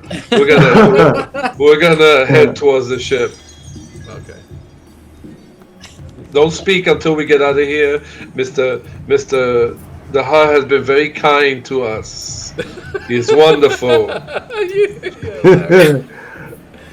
All right, so I take it you're going back to Mos Eisley, is that correct? Yep. And as you travel, very busy. You can hear all the people, the chatter, as usual. And you start to head towards a Dock 93 in the Spaceport 93. And as you start to travel to the spaceport, you notice in the streets, Lance, you see somebody kind of whispering, like trying to get your attention. Psst. Lance. And it's a beautiful woman, and she heads inside the cantina. Do you follow her? Yeah, I'm definitely following her. Remember, I wanted to find a prostitute. I'm following her. I'm following her. She knows my name, so she must know me. All right. Are all of you guys also following Lance into the cantina? Yeah, if he doesn't mind, like, I'm following. Yeah. Come with me. M1, are you also going into the cantina, or are you waiting? Oh yeah, they don't like him. As we're going in, I look at M1 and I'm like, we gotta talk about that fluid thing later. Actually, I'll stay out with Mike, but so we don't. Guys, thank you for not interrupting. That fat slob will get it one day, but today's not the day. And as you say that, Lance, and all of you enter the cantina, Okay, we're going. spot that attractive woman. Oh yeah, I'm staying outside, Dad. I forgot. I'm not allowed in here. I'm gonna stay outside. No, we got you. We got you. Remember before? That was before. Maybe he wants to just stay outside and watch. Yeah, Okay. stay outside. Maybe he doesn't like attractive women. So, as you enter the cantina, Lance, you spot this woman who was calling you from a distance, and you now recognize her as you see her face up close.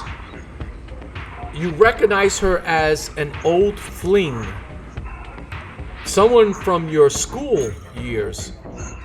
Her name is Feluna Quell, and you remember her well because you guys had a love affair that was going on. You really cared about each other when you were going to school. It was a And she triangle has between this another man. concerned look in her face, and she's looking around as if she's nervous, and she's calling you to one of the booths. Are So you I'm going. following, Lance? Yes, I'm following her. Okay, and as you're doing that, we're gonna cut to the outside scene of M3. M3, as you're outside one of the streets, the crowded, busy streets, you make a perception roll.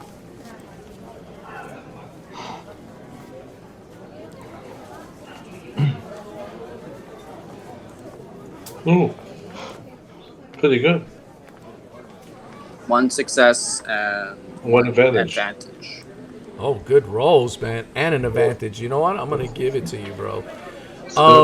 You spot M1.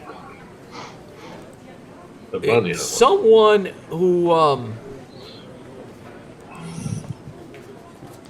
you could see in the distance, kind of like looking at you. You could make out these Trandoshian in the distance, and one of them looks quite large compared to the other ones. And you recognize them because of your advantage that you rolled. You recognize them as these three. There's three of them. These three famous Transdoshians, that they're bounty hunters. Oh, And gosh. you can tell that they're stalking their prey.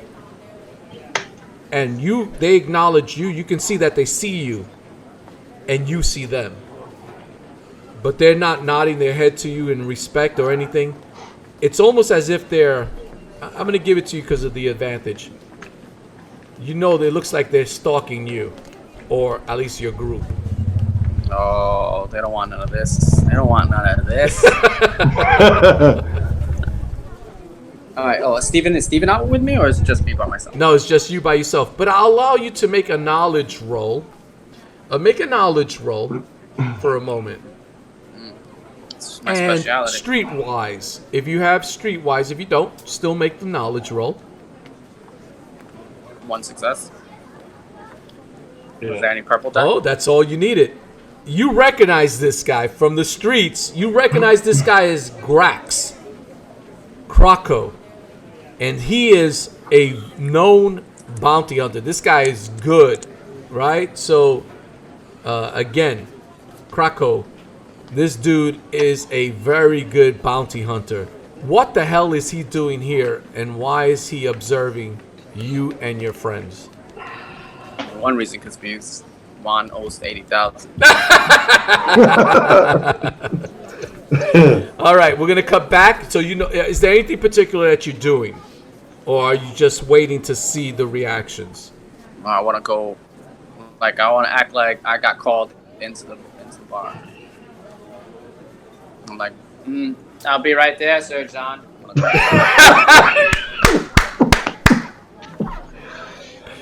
And what are you going? Do you enter the bar, of course, the cantina?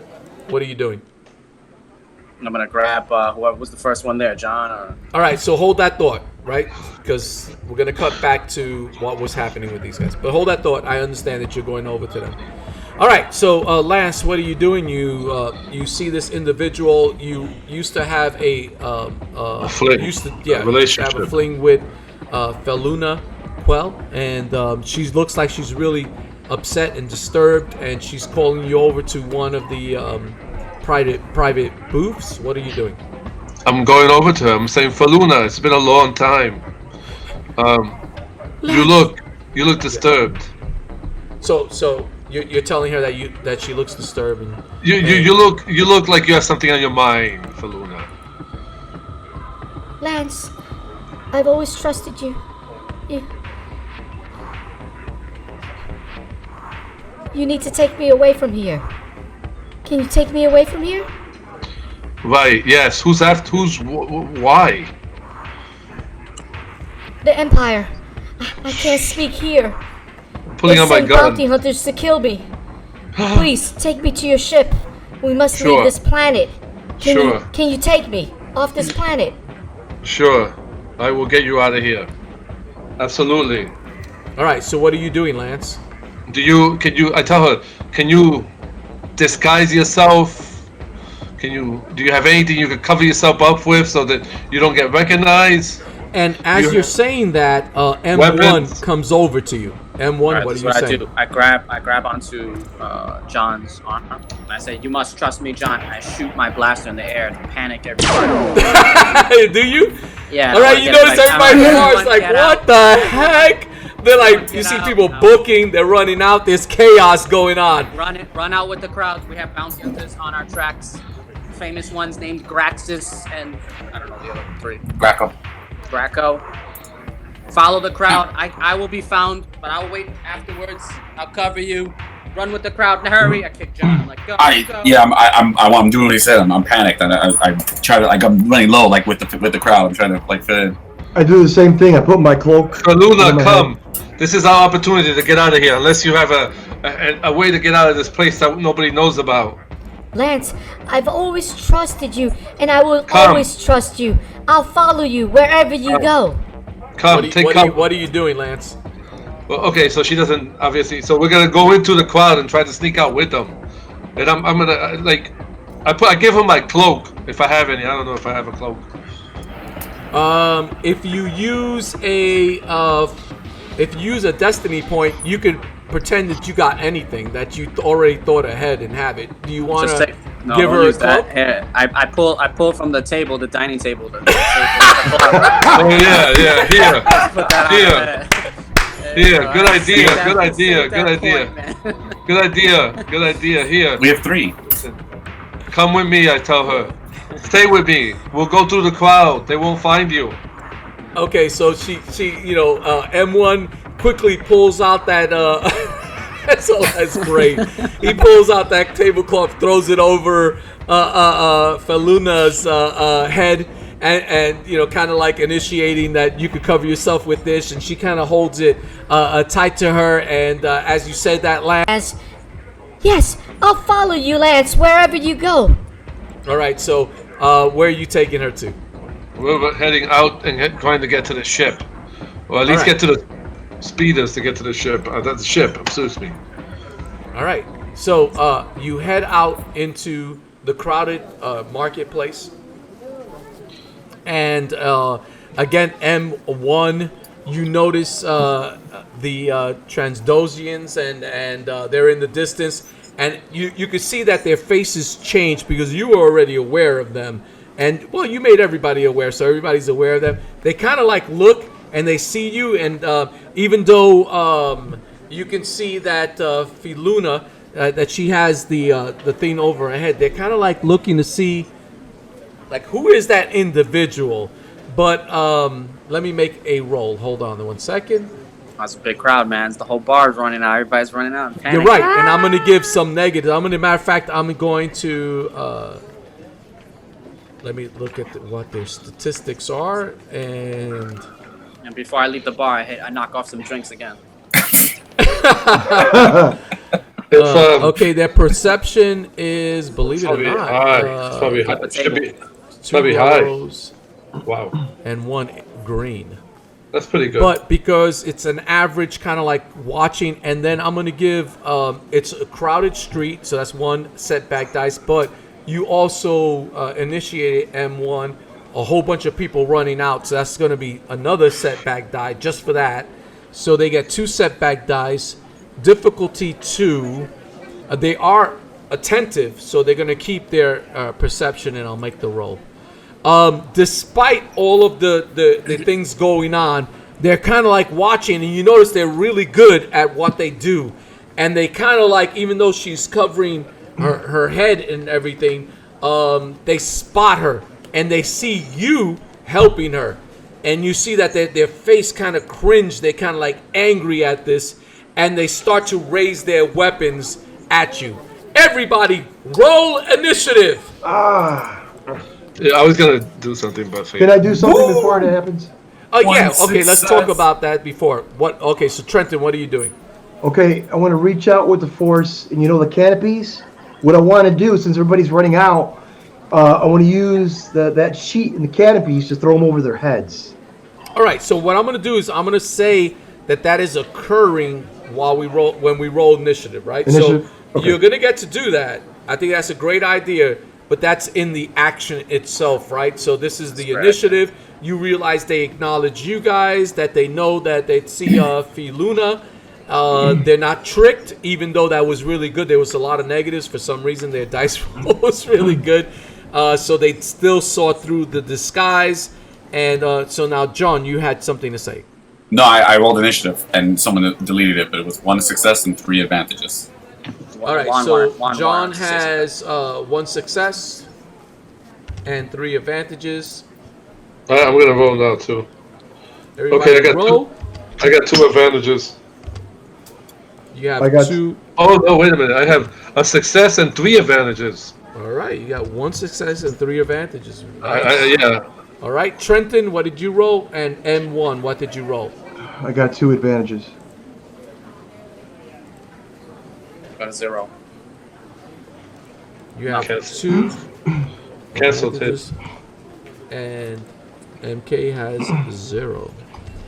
And I'm going to roll for the Trandoshians, and let's see what they get. And these guys are really good. I'm sure they are. Trandoshians. 1 success plus 2 advantages. Dun, dun, dun, dun, dun, dun, dun, dun. Little John Williams music right here. Oh, absolutely. You know that. It's gonna hurt.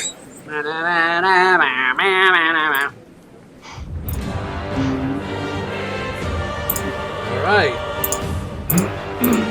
And you notice there's 3 of them. They're the 3 brothers. M1, again, you remember these guys are brothers. They're famous. They are quite powerful bounty hunters. And guess what? They're going to go at the same time as Trenton. Trenton, I'm going to just allow you to... No, I think I go before them. No, Trenton has 2 successes plus... Oh, he did? Yeah, so he goes first, and then they go... So I had 1 success and 3 advantages. that's correct. Hold on, we're not up to that. Trenton has 2 successes. He goes first. Trenton, what are you doing? All right, I'm going to reach out with the force, and like I said before, the canopy, I want to kind of like let everything drop on both of them, on all 3 of them, if I can. All right, make your roll. Black die as well.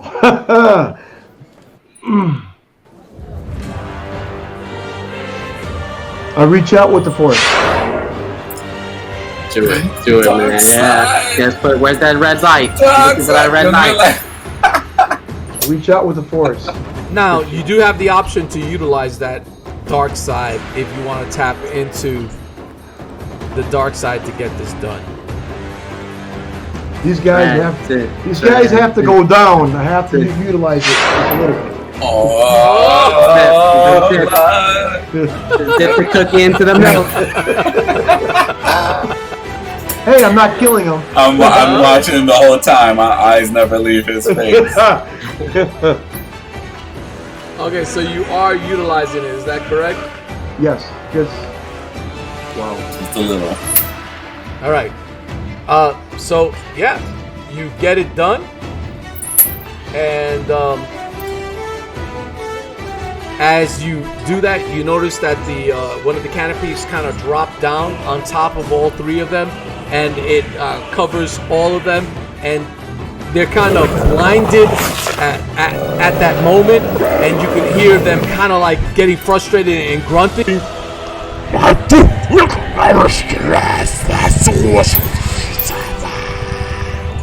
Let's go now. All right, it looks like for a good round, they're kind of like blinded. So what are you guys doing? All right, the next person is. A matter of fact, it's Lance. What are you doing, Lance? I'm grabbing Luna's hand, and I'm yelling, "Run towards the ship!" And as I'm doing that, I'm gonna try to create some havoc. As I'm running, I'm going on the comic saying, "And we need stormtroopers have landed, just so they can hear that. Maybe they'll get scared." Lance, thank you. Run, let's run. And she's running. You see her running. I'm so scared. Lance, I know I could trust you. You'll be okay. And she continues to run by your side. Promise. All right. Let's see. Next is John. M1, is he out yet, or is he? Because I was with the crowd, like running. He allowed us all to of do that. you are outside. Correct. Okay.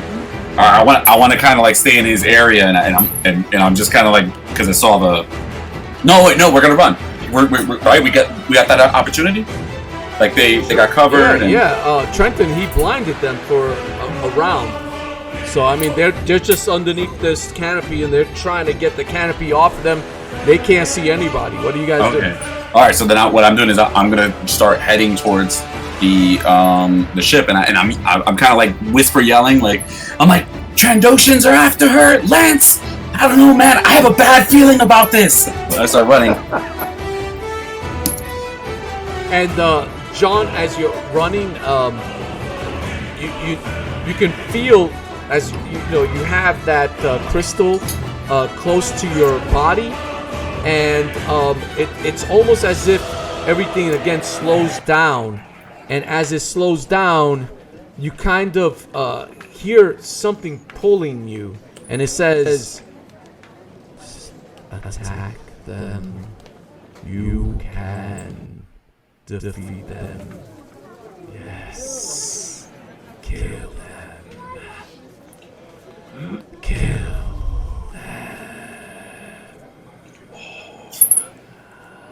Get out of my head." Yeah, you kind of like feel that like pulling at you to just stop and combat, even though probably the right thing to do is keep running. What are you doing? It was the first time Steven's trying to really fight it. He's like, I don't want to die. Yeah, I got some liquids too, Mike. I got liquids right between my. Okay, so I'm running. I'm fighting. I'm just like, get out of my head. I'm like, Trenton. I start running. All right. So you continue to run, and let's see who's next.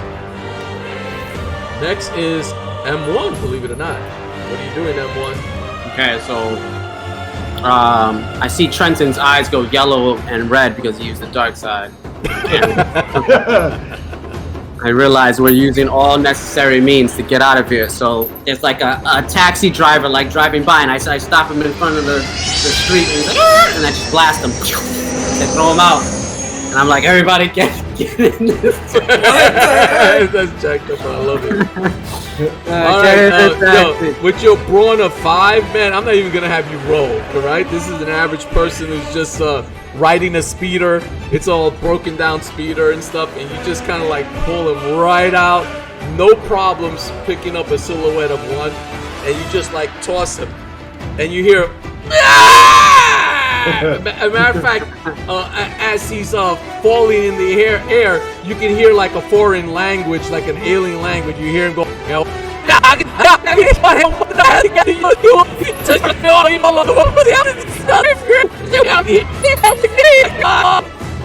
and you just see him waving his fist as he's like cursing you out.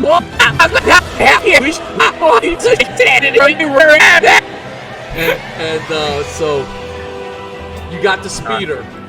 All right. Next. That was MK. Next, it's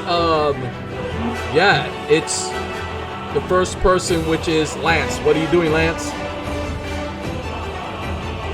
You notice that M1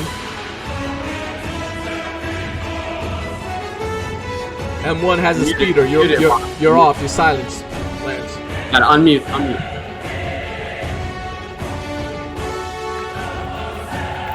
Yeah, okay, M1 has the speeder. Will it be able to, can I jump on it with her and start driving towards the ship? Absolutely. If you want to grab her and kind of like help her in and then jump yourself, absolutely. Yeah, because I could do that without even, I could jump right on the cockpit. All right, it sounds good. You kind of like give Luna a hand and you help her up, and she says, "Thank you, Lance." Hold on to me. And you jump in, and you notice she holds on to you just like you said, and it seems as though, even though there's chaos all around, old times start sipping back in. That feeling that you guys had, there's just something about it again. You always liked her, she was always good, but because you went into piloting and she went into science, you separated. But in reality, if it wasn't because of that, you guys would have still been together. And you can feel that connection, even in this chaos that is occurring. Okay, next. So you do that, Lance, and next is, oh yeah, you know whose turn it is. I don't trust her at all. It is the Transdoshians, and they come off and they finally, that's their whole turn. They get off and they just kind of lift up their weapons and they aim their weapons. They take a moment to aim their weapons at you guys. All right, with that is the next person, and the next person is Trenton. What are you doing? Okay, are we far enough away from them? No, they could take a shot at you, but you do see M1 and Lance in a vehicle. It looks like for some reason M1 has gotten the hold of a speeder. What are you doing? Okay, I want to try to use the force to get more debris to hit them to stop from aiming at the speeder. I'm going to try to inhibit them from aiming. All right, you could do debris on one individual, but all three, it's going to be difficult. Okay, I'll do it on one individual, the bigger one. Which one? You notice that there's one larger than all the rest, and he almost looks like the leader, and the other two look like almost twins. I'll do it on the leader. What's the difficulty? Make your force die, your destiny die roll. What difficulty do I get? Remember, you're using force power. You just roll that one die, see if you have the ability to do it. Oh! Do you want to tap into the dark side? Yeah, I'll have to. We're gonna die, man. I don't like it. I don't like it, but I'm like, I have to get out. We have to succeed. And Trenton, you pull the, and as you're doing that, exactly what you wanted to do, you kind of like hear something in your mind. Yes, you will all come to me. Yes.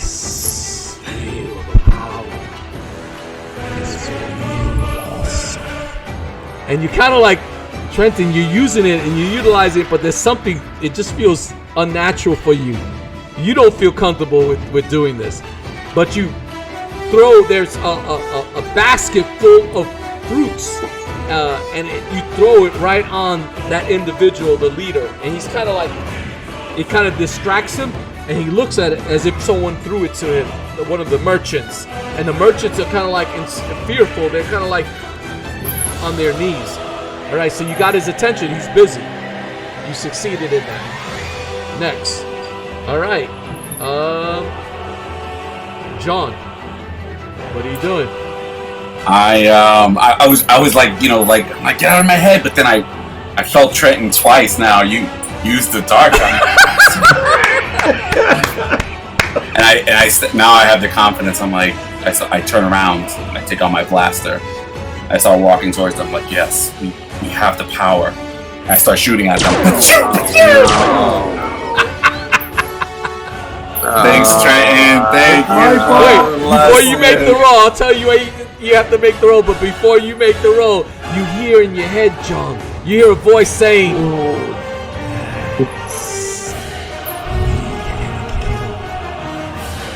use the power of the Force. And, you automatically have 2 extra dark side points that you can utilize to make this roll. Make your roll of your dark side points, but you also have 2 points if you want to utilize them. I am shooting them, and I am using it. What's the difficulty added to purple? It's 2. Okay, and then I got 2 force points. Correct. Oh, that is. No! Oh, 4 successes! But of course, 2 threats. So I'm looking at Trenton the whole time. I'm like, yes, master. I get it now. And John, you get 2 stress strains because you're like going and tapping into this darkness. And what's the damage that you do? You can add an extra point to that. So the holdout does 5. I did 3 more successes than the first one, so it's 8. And then you said I can add what? 2. Okay, so that's 10.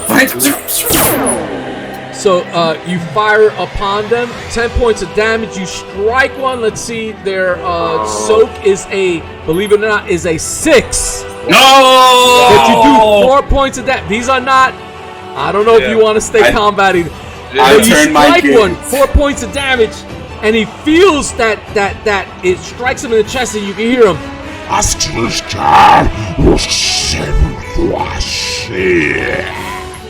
And he's just like, he's angry. There's just this anger inside, and he just looks in your direction and just lifts his heavy blaster, his heavy rifle blaster towards you.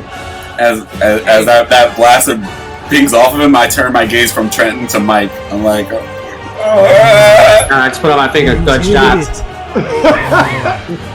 it. We can kill them. Yes.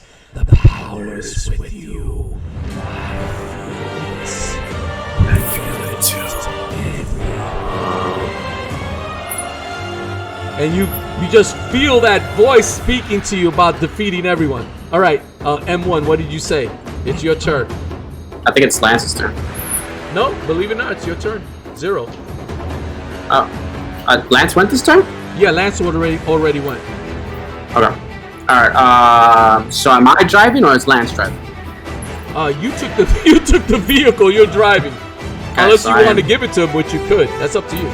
Oh, it's fine. I don't want to wait another turn. I don't want to wait too long because then we're all going to get killed. So I want to drive. What I want to do is drive and kind of like swoop these guys up. Like, can I even hit them on the hood? Or keep driving with them? Wait, you want to pick up your friends or hit the enemies? Pick up my friends. No, pick up my friends. Oh, so you want to basically drive close to them so they could just hop on, basically. So yeah, but I want to, it like, won't take too much of an action to do that. Nah, because these guys are going to go. I want to kind of like hit them onto the hood of the car so I can keep driving. What the heck? Alright, it's going to be a very hard thing to do. without them taking damage. All right. So Faluna brace.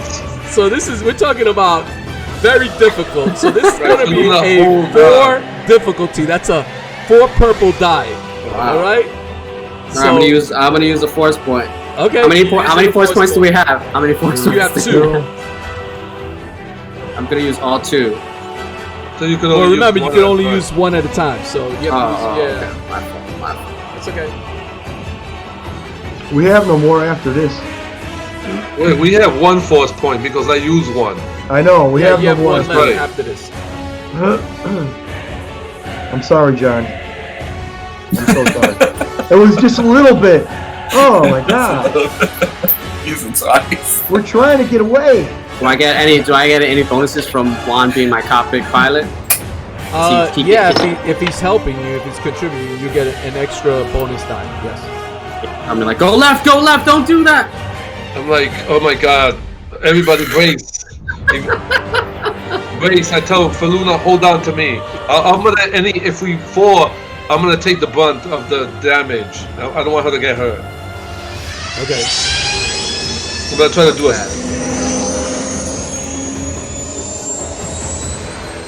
It's not good. It's 2 failures and 3 positives. 3 advantages. All right. So you don't succeed, which means you hit them and they don't get on your vehicle, but they do fall to the ground, and both of them, John and Trenton, take 2 points of damage, despite their soak. So Sorry, John, you're at 4, and Trenton, you're at 2. All right, but they're right there. They're next to you, but you drive that speeder right into them. And hold on 1 second. Then for my maneuver, my other little action, I'm gonna let Lance get There you go. Juan's favorite sound effect. All right. And Lance, they hit take you. over You guys, the wheels. John and Trenton, you guys are were running and stuff, and all of a sudden you felt like this speeder just coming from behind. And you guys fall to collapse to the floor. You're like, what the heck just And you see my robot head come out of the vehicle. Get in! Stop fighting!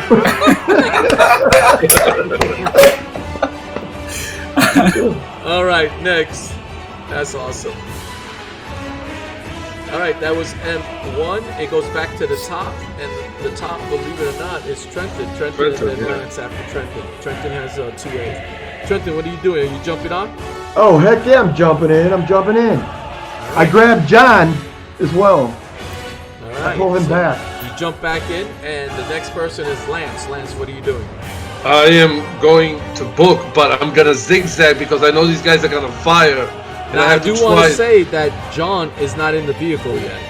So are you he's driving? not. Pat, you driving without him or what? No, I'm like, John, somebody grab him while I start getting ready. What was that, Okay. M1? I thought Trent threw him in. Oh, okay. No. What I'm gonna Yeah. say is he can't throw him in, but he's holding on to him. So John is kind of outside, hanging on to the vehicle. Hold Trenton is on! holding on to him. I'm not waiting. And Sorry. Lance, you're taking off. Make your pilot roll. There is a crowded street here. The difficulty is hard, so there's 3 purple die, but you can make your roll. Go ahead. You're piloting ground, piloting roll. Let me take a. I think I know what it is, but let me just double check. I think it's 1 yellow and 2 green, but let me double check. You have 1 last force point if you want to use it. I thought we were out of force points. You have 1 I left. couldn't You wanna use. Oh, yeah. alright, I'm using it. All right. You're down to 0. And this we're up to 5. Nice. Can't wait. Nice bus. Where is it? Oh, that gives me what? An extra yellow, right? Yeah. I can't find it. I'm an idiot. Oh, here it is. Yeah, I was right. 1 and 2. So that makes a green one becomes a yellow, correct? Yes. Alright, so it's 2 yellow, 1 green, and 3 purple. Anything else? Just get a blue die from me. Oh, do I get a blue die from him? Yes, you do. But you Alright, also well- get a setback die because This is a crowded street that you're Let's driving black. madly through. So one setback die, one black die. All right. Well, Don't you ignore black die? yes, I do. Oh, he That's does right. the piloting. Yes, I do. You get yes, that I black do. die because of your piloting skills. All right. Here Your goes talent. nothing. Here goes nothing. Ready? 1, 2, 3. Good rolls. Oh, triumph! Oh, awesome! So you see me doing zigzags and everything, going through people in between their legs. That's some big legs, man. Trying to dodge bullets. Trying to dodge that is laser amazing. blasts at the same time. And I'm sweating, believe it or not. This time I am actually scared. Awesome driving skills, Lance. You're avoiding everybody. It looks like you're about to hit people, but you just able to avoid everybody, and you just jet. Matter of fact, that speeder looks like you're able to increase the speed. It should never even be moving this fast, but because you are the greatest pilot in the world, you just kind of like you're just driving that speeder all over. I'm actually standing up now. And still driving And you could just see the Trandoshians just fading, and they become get little. smaller and smaller and smaller. It looks like they're just kind of like running, trying to get. They're not even running your direction. They look like they're running towards vessels themselves, some speeders. But you are way ahead, and because of that. It looks like you have a good lead. What are you guys doing? Getting towards the ship. We need to get out of this planet. I'm still holding on to Trenton for dear life because I didn't get in yet. I'm like, I pull him in. All right, so Trenton pulls Joan back into the speeder, and you guys start to ride out. And I take it you're going to dock 93. And Yeah. you start riding. Who is this lady? I don't trust her. I'll tell you more later. We need to get out of here. She's being chased. The Empire's after her too. All right. And you continue to ride and get to, of course, the docking bay. Oh boy, here he is. And as soon as you get to the docking bay, he's like, oh, there he is. Everybody's like, you guys make me laugh. You see the overseer, your favorite person. Dev Muir. Deaf Muir, yeah. Deaf. Lance. Don't you see me sweating? Lance. Yes, I know. I have a couple of days left. Lance. Here, take this. You got my money? I have some of it. Remember, we have a couple of days left. You gave me 5 days. I have this. You can sell this. 200. This is worth at least 200 credits. What are you can giving have him? Two rifles. The rifles. That's the 2 rifles from the Sand People. Whoa. He kind of looks at it. Whoa. Wait, I don't have this. We fought some Sand People. I don't have a lot of time. We're being chased, man. I owe you 100 credits. I will be back. I promise you. All right, relax. I gotta admit, Lance, I booted your vessel. I gotta kind of unlock it. So give me a second. Lance, What? come on. I mean, you owed me some money, right? You said you were gonna pay You me. gave me 5 days. It's less than that. I understand that, but Lance, Come get it! I need the vessel. One of you guys get in that vessel. Get on the guns. What's 60? I'm running up to the gun. All right. What's 60? John, get on the co-pilocy. We need to blast out of here as soon as What? possible. All right. Hold on. I'm gonna go over there and I'm gonna disconnect you. Hold on one second. I'm going. And Bounty hunter is after me. and you see the overseer Dev Muir. He kind of goes over. He's not even rushing really. He's kind of. I'm running into the ship. And so you guys are going into the ship, right? You're getting ready. Yep. Not me. All right. What are you doing, Trenton? I give him 60 credits. I said, here you go. That's. So we owe him 40 credits. And he comes back and he like looks at you. What He are stops and you goes, Oh, Trenton, I always said you're the nice guy. I mean, after all, You're the guy who always comes through. This guy Lance, I don't know. I can't trust him. You, unlock the bloody trust. ship. I come back out. I set a table of tea. Start mixing it up. All right, I'm gonna start the ship. I'll Okay. try to bust it out of here. I go in the ship. I was like, Dev, thank you. Appreciate it. Yeah. You guys are in a rush. You're in a rush. Okay, you're in a rush. And then he kind of goes off. And he goes on his computer, presses some codes in there. Yeah, it's happening. And you hear some locks unlock onto your landing gear. It unlocks, and you guys are ready to take off. As you notice, when that happens, you see the Transdoshians there. They come into your dock, and all three of them are there. And what are you doing? You're taking off? Well, I'm taking off. All right. Yep. And I'm taking one shot at them. Are you From taking a shot from with that gun, you're gonna blow the Yeah, gun. on the big gun. And you're gonna the put a docking hole. bay? Yeah, I'll shoot one You're gonna shot. put a hole in it. I want to take at least one of the twins with me. You're gonna take all of them. All right, take your shot. Yeah, you are in a crowded room, so that's going to be a difficult thing. So it's 3 purple. Plus, I'm going to give you a 1 setback die because you can see the overseer. He's looking at you wide-eyed like, what? He's like cursing the hell out of you. What the hell? Because you're firing into his freaking docking bay. Go ahead, make your roll. Do we have any force points left? No, No, you got none. Oh, that's a horrible failure. You fired. Yo, Somebody's ship that's next to us is obliterated. Fire your ship's weapons, dude. Your quad laser turret. And it just crashes into the wall. It misses the Trandoshians. And it goes right over the overseer's head. He's like, what the? And the rocks just fall. Like all the pieces of the walls fall and caves in on him. You don't even see him no more. He's like, what the heck? And it just like, and you just fire those things. And Lance, make a pilot roll to quickly get the vessel up and out. I had two advantages because I have like shot a hole in the wall that Juan has an easier way to get out. No, but you could give him a bonus to his roll. Get a bonus. Yeah. So what did I get? Blue die? I mean, the light blue? You'll get a blue die. 1? Sure. Okay. Absolutely. All right. Do I have any difficult dice? Yeah, of course. It's going to be a 3 difficulty because 2 difficulty.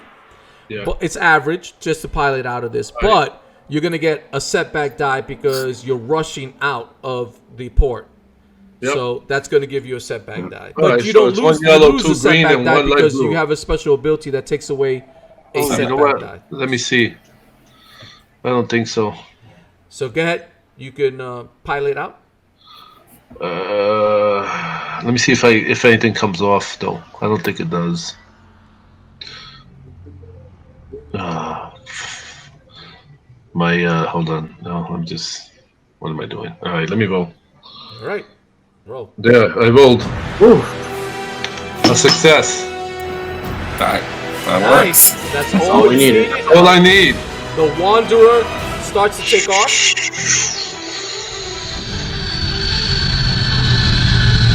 It lifts off and flies off. And you just see the bounty hunters there, and they're kind of like angry and everything, waving their fists and their weapons up at you guys. And you also notice as you're kind of like parting, leaving the port, you could also see like out of the rubble, you see the overseer's head, Dev. And he's like, you can make out he's cursing at you. Now I got the Hutt, the Empire, the Overseer, all after me. I'm gonna have a gang after me before it's over. Those And them too. So Come on, Lance, punch it. We need to go. I'm hitting after. I'm doing some. How long does it take to get to this place? So, because I want to do some research, and then I want somebody to check the ship, make sure that there's no what do you call those things? Tracking beacon. No tracking beacons on our ship. Yeah, so you start to leave Tatooine. You're in its orbit right now, and so I just have to note there's several things you want to do, but you can only do one thing at a time. So let me ask quickly. We're gonna go to the stations. Let me bring all of you to the interior of the Wanderer. Right, so what I need you guys to do is move your characters, your tokens, to the area of the ship that you are going to. So far, Lance and John are going to the cockpit. I can't move my token. I'm gonna follow Trenton. Can't move my token there. It's not the one at the top, Richie. It's one at the bottom. Where are you going, to the engine room? What about the one on top? Yeah. I tell Faluna, you can come with me in the cockpit. Oh, you're a science officer, Faluna.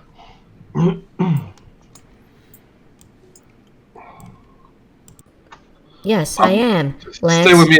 Stay with me in the cockpit. Yes, thank you. Wait, before we all divvy up, before she does that, I pat her down and make sure she doesn't have any weapons. What are you doing? Patting her down to make sure she doesn't have any weapons. She doesn't. Is it one of those long? All right, slow back? M1. She's kind of nervous that you're doing that, and but she puts her hands up, and Go ahead. you pat her down, and absolutely no weapons on her, and she's kind of like a little bit nervous. You could tell she's nervous, like she feels like she's being interrogated or something. Faluna, you are being interrogated. Okay. No, Faluna, you're okay. You're okay. Relax. You're just following his protocol. I trust you. All right, so let me ask everybody what they're doing. I'm leaving the cockpit. You could, so let me explain. So as you guys are leaving the orbit of Tatooine, so we'll probably go to this scene, and so you can just see it, right? You can see far away in the distance. You do see a vessel appear, and it is the bounty hunter's ship, but it is in the distance, and looks cool. it comes into view, and you can hear the vessel kind of flying, trying to catch up, as your vessel is definitely up ahead. So now, everybody, what are you doing? Lance, what's the first of all, what are you doing? Well, I'm gonna pick up speed and yell out, "Start jamming him, so we can start plotting our astrogation course." All right, so you're going to. You have one action. You're going to try to move Are you going to set the astrogation, or are you going to try to separate yourself further? Now it's far away. It's very far from you. So I'm setting astrogation. Okay, John, what are you going to do? I wanted to have a conversation with Trenton. I'm like, all right, fine. Let's just get this done. And I'm going to do the astrogations. So I'll do the astrogations so he can pilot. Okay, are you bumping Lance? Is that what you're doing? Because Lance said he was going to do that. Oh, well then can I do the pilot? Now you can contribute and give him a bonus to do the astrogation if you want. I want to see if I can I just as co-pilot, can I just do that? Sure. I want to move. Absolutely. Yeah, I'm going to do that. Okay, so before you guys roll, let me just hear everybody what they're doing. Trenton, what are you going to be doing?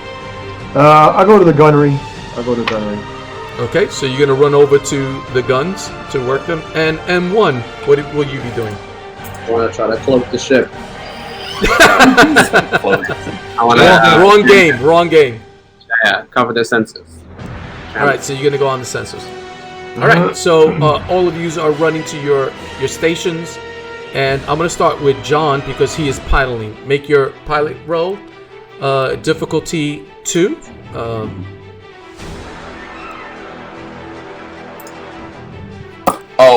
I did not succeed, but I have an advantage, which I'm going to give to Lance. I'd be like, Lance, I'm not as good as you at this, but at least I'm shaking them off so you get to, do your computerizing things, giving you time. Great. Well, investigations. We're a good distance away from them. I'm just plotting on this course. Okay, so my question to you, Lance, is this. So you're going to plot a course, astrogation, but where are you going to? Now, you have been given coordinates to go where the maelstrom is, but you haven't taken a good look at it. So are you going to spend a round to look at that, or are you going to plot some other course just temporarily just to get the hell out of here? Now, you can take the time to look at those if you want. It's an extra round to determine where exactly you need to go. What do you want to do? No, because then they'll catch up to us. So I'm gonna plot to like just put in a course to just get away from them. Okay, where do you want to plot to? Coruscant. You mean Coruscant? Coruscant, yeah. Wow. Okay. Of all places. All right. Oh my God. Make your astrogation roll. Oh, you know what? I'll make it closer. I'll make it in the outer world. Thank you. Erudia, my home planet. He was like, in the outer world. My birth planet. Do you want us to turn evil? My birth planet. The Emperor's Palace. Okay, so I'm gonna roll. Coruscant. Oh my God. He gave me a bonus, right? He gave That's me right. You got a boost dice. I do want to say, because it's kind of like it's a difficulty. It's hard because you're kind of booting it in. You want to do it as quick as possible, so it's a 3 difficulty. Booty. No, that'd be so good. All right, well, okay. So I got 1 yellow, 1 green, and 1 light blue, and 3 purple. So let me roll. So I'm plotting it to my home planet. Ugh. All right. So you do plot a course, but who knows where you're going? Maybe the Imperial planet. Dagobah. You're like working on it, and you're doing the astrogation. You're trying to plot it to your home planet, but for some reason it's not coordinating right. You're gonna take another round to do it. It's increasing the time that you have to make the roll. Next. All right, John, I take it you already tried, right? And you failed. So now, Trenton, you don't look like you're within range to fire those weapons yet. Are you just standing there, or should I say sitting there with the weapons looking in the direction of the other ship?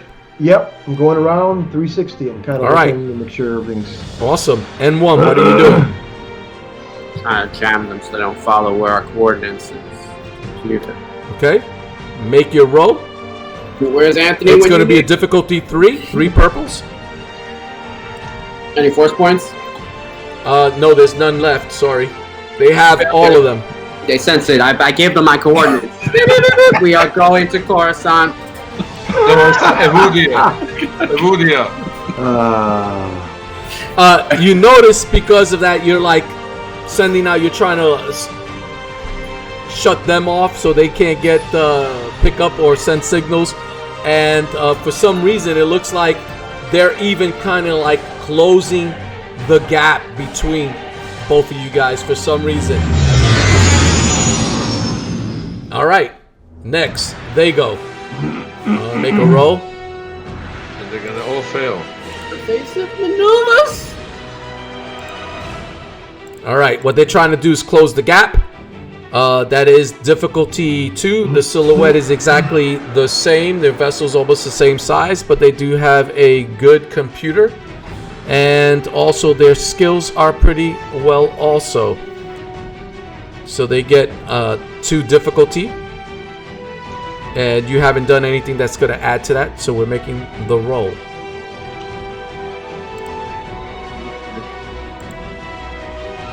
And you notice that their vessel starts getting in closer. So it was extreme range, it's now long range. It looks like they're trying to get into close range. All right, we're back to the top. Their ship looks so much cooler than ours. You definitely know that their weapons aren't within range to fire, so that's why they didn't fire. But they're trying to get within that range. So next, John, you're first again, and then Lance after you. What are you doing? I'm screaming out like, they're closing on us! I'm going to try to see if I can get another more distance to go. All right. Make your roll. It's a difficulty 3. Sorry. Oh, difficulty 3? Oh, cool. Yep. Hey! Failure, but two advantages, so I'm giving those points to Mike.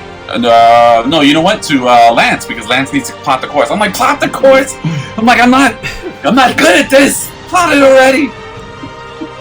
All right, so you get a bonus die, Lance. It is. Don't you know turn. where your home is? All right. Do I notice that they're gaining ground? Yes. Can I gain ground and plot the course? No.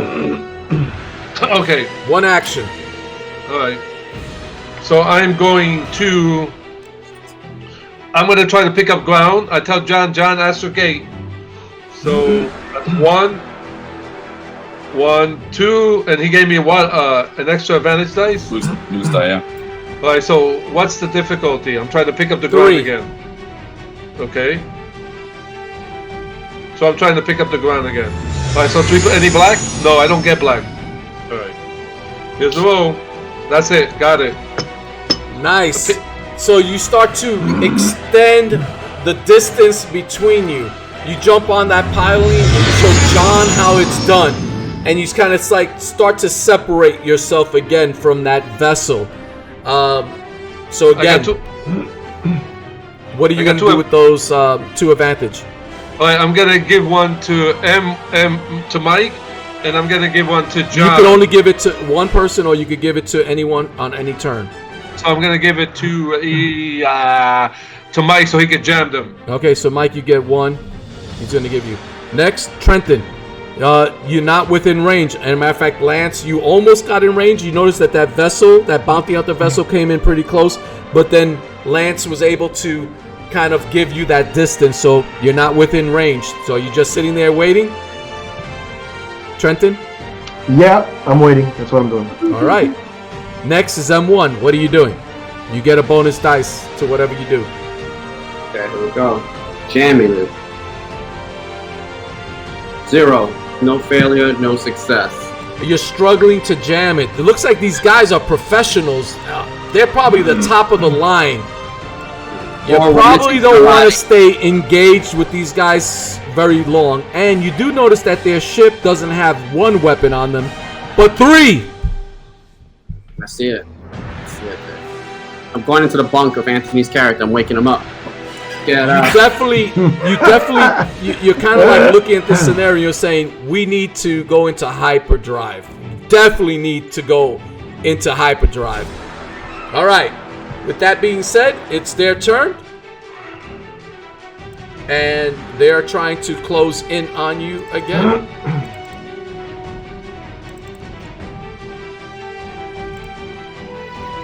And they make it. You notice that gap, Lance, that you made between them? They came back.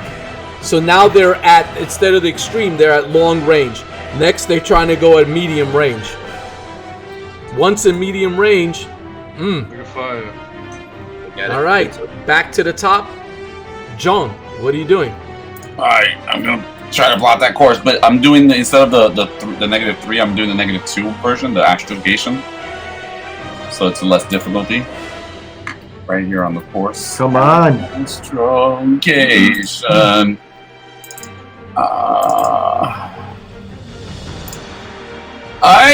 No success in the threat. I'm like, where is it again?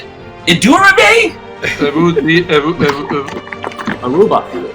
And the miscalculation gives you a strain. So you have now 3 strains. You're just straining as you're trying to figure this out. Next, Lance. What are you doing, Lance? What's going on up there? I am plotting the course to astrogate. All right, so you're jumping in with John. You do get a bonus because John is also trying to do that. So you get a bonus die to do that. Is that a light blue? Yes. How many purple? 2 or 3? 3. 3? Okay, hold on. I just want to see something really quick. Pick a place that's better known. It's not that. All right, I'm gonna roll. Three purple. Oh God. Wow. All Not right. good. You fail. And not only do you fail, but you strain your system. Oh no. Your sensors just went out. Sorry, M1. Yes, I'm making your system fail. As M1, you're like working on the system, your sensors, and all of a sudden the sensors kind of like go out on yourself. You put too much pressure on the astrogation. All right, next, John. Nope, you already went. Trenton, what are you doing, Trenton? Just hanging out there? Are they in range yet or no? Nope. Not that they closed the gap. No. they're- Well, they're the long next now. round they'll be within firing range. Can somebody please? Either we're in range or not in range. You don't want to be in range. All right, next, M1. What are you doing? I'm jettisoning myself into space and starting to fix the sensors. All right, so you're leaving that post. You're going over to try to fix them. Yeah. All right, so you'll get there. You'll be able to do that on your next turn. Next, they go. They're trying to go to medium range. Here's my roll. Fail, please. Oh. Oh, what a luck! The odds were in their favor, and they don't go within range. What the heck? What are the odds? But they're going to get a bonus die the next turn. Definitely, they're going to get an advantage to that. All right, this is it.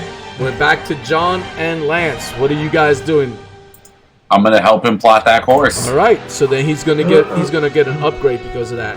Lance, you get an upgrade of one of your die. Turn one of your green dice to a gold die. Do it, man. I'm like, What is it? The green die? A green die turn yellow. no wonder it's because we weren't on. Yeah, we were planning it from somewhere else, not a Tatooine. Do it this way. How many purple? 3 purple, as always.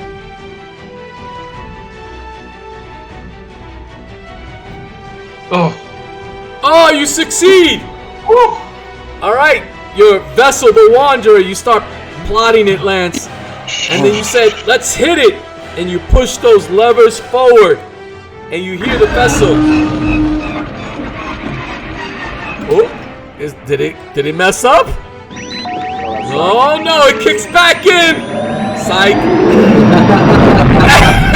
I was about to say, she's a traitor! All right. Wow. All right. I had to do that. I'm sorry, guys. I had to do that, man.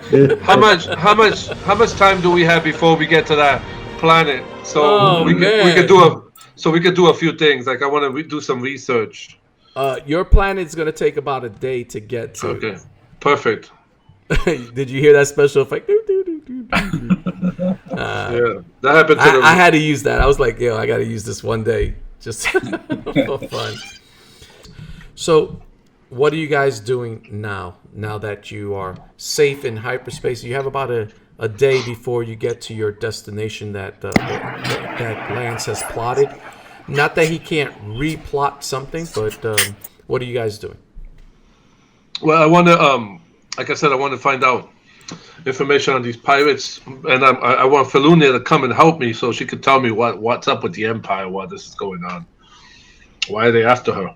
Feluna, excuse me. I'm going to the lounge to find Trenton. Okay. I'm All gonna right. look So for. you find Trenton.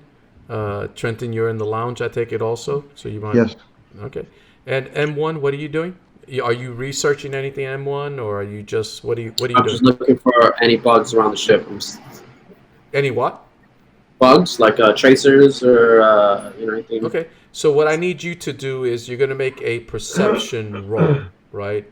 So I need M1 to make a perception roll. You are looking for like little bugs all over the place to see if there's any kind of like recording device. So, I mean, I would say that is a hard, especially if it's like a small device, it's going to be hard. So that's going to be 3 purples. Mm-hmm. We're gonna add a force point? No force points, right? There is nope, I haven't given you any force points. I'm holding on to those. Oh, I failed. Just joking. All right, so you're looking around and, it doesn't look like there's any on your ship. We're fine. We're A-okay, Captain. You're holding up a piece of thing. It's right behind it. You do M1. You do pass the cargo bay, and as you pass the cargo bay, you do see all of those, all of the supplies that Habo the Hutt put in there, and I want you to make a perception roll concerning that for a second. We're about to jettison this into space. Same thing, two difficulty? Make it 3 difficulty. Delicious. Everything looks really, really good. It needs to be jettisoned into space. No, you're not going to say that. If anything, you're going to say, we want to hold on to this. So, Captain, my programming says we should keep it. My inner spark tells me to jettison. Thank you, Mike. Thank you. Anybody? So I know, Lance, you're going to be talking to Feluna. Anybody going to do any research of the Maelstrom? Or No, that's what I said. I was going to do that with her because she's a science officer and she could tell me while we're doing that what happened with her in the Empire. Right. Okay. So we're going to take one thing at a time. What do you want to do first? Do you want to research the thing? Do you want to have a conversation with her? What do you want to do? I got to research first. Okay, so you're going to research. Is that what you're going to do? Mm-hmm. Okay, what are you going to particular research? Just the Maelstrom? The pirates, the Crimson Scar, and then the Raiders of the Maelstrom. All right, so make a knowledge roll. I think it's 3, but let me check.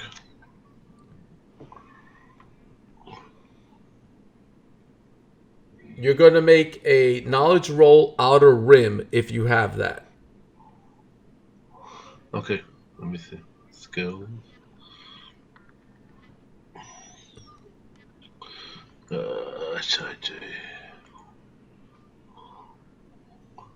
Knowledge. You said out of him? Yeah, it's all the same. Oh, it's all green. It's all 2 greens. Okay. What's the difficulty? Only a 2 difficulty. This is not too difficult knowledge. The Maelstrom is known. Okay, let me roll. That's what I got, an advantage and a failure? You're looking into it, but you can't find any knowledge on it for some reason. You probably have to make a more thorough check. But you will get a bonus if you continue to look in a little bit of time. So while you're doing that, we're gonna turn to John. John, are you doing anything in particular? So I'm in the lounge with I find Trenton. I just want to have a conversation with him real quick. What are you saying? I push him. I'm like, what are you trying to pull back there? You felt it too. We had that situation. Didn't you feel it? Yes, I did. And I'm So sorry. why did you pull us away? Let me explain something to you. Can you sit? Calm down. That's the problem with you. You get angry. Sit down. Let me explain something to you. Sorry. It's simple. Well, it's not really that simple. There's sometimes when you have to get out of a mess. He's talking knowledge. Garbage. Don't listen to him. Follow me. Don't believe what he has to say. It's gibberish. He's weak. You know he's truly strong. I can lead you to the one who can make you great and powerful. Listen to me. I have my hand on his shoulder, and I say, look at me. I made a mistake. Everybody makes mistakes. We're just human. John, if you insult him right now, I would give you an extra experience point. Wait a minute, what? If you right now tell Trenton he's full of crap, I will give you literally an extra experience point on top of what everyone gets. Oh. John. I made a mistake. We're all human. Do you know that if I didn't do that, we all probably would have died? It was a no-win situation. It wasn't right, and I'm sorry. It won't happen again. But you have to trust me. Don't trust him. He lies. His words are lies. You're a liar. Feel the strength. You used it. I saw you use it. I felt you use it. Why? I don't understand. What? You're not consistent. Why are you treating me this way? You're supposed to be helping me. Can I explain something? It's very simple, and I will tell you this. A bunch of oranges and a canopy, and you killed somebody out of anger. That's the difference. Yes, I did use it. I was wrong. But a bunch of oranges and a canopy, and you killed somebody. I'm sorry. That is uncalled for. I made a mistake, and I apologize too. You know why? We're human. Yes, even the Jedi Masters make mistakes. You know why? Because there's always a path to the dark side. And I'll give you 2 extra experience points if you tell this guy he's full of crap and that he's weak. I literally would give you 2 experience points extra on top of what everyone gets if you tell him he's full of crap and that he's weak. I think you're lying and you're full of crap, man. That's weakness. You pulled us away and we could have won and you knew it. I'm sorry. Could have won? What is... Yes. Who's the John in front of me? That's it. You feel the power now. I will lead you to the true master. The Sith that will show you the power. I'm sorry, I don't know what I'm saying. Is that how you feel? Is that how you truly feel? No, I'm conflicted. Conflicted? I'm conflicted. It's just... I'm full of crap, but you killed somebody. I use oranges in a canopy. Right, I'm sorry. I apologize to you. I owe you one. You know what I do? I said, a blood oath. I will cut my hand, and both of you and I, we make a pact. We will never use that again. And if we do, no matter what happens, you tell me everything, and I will tell you everything that happens to me. Deal? If you make that blood pact, I'm not giving you the 2 points.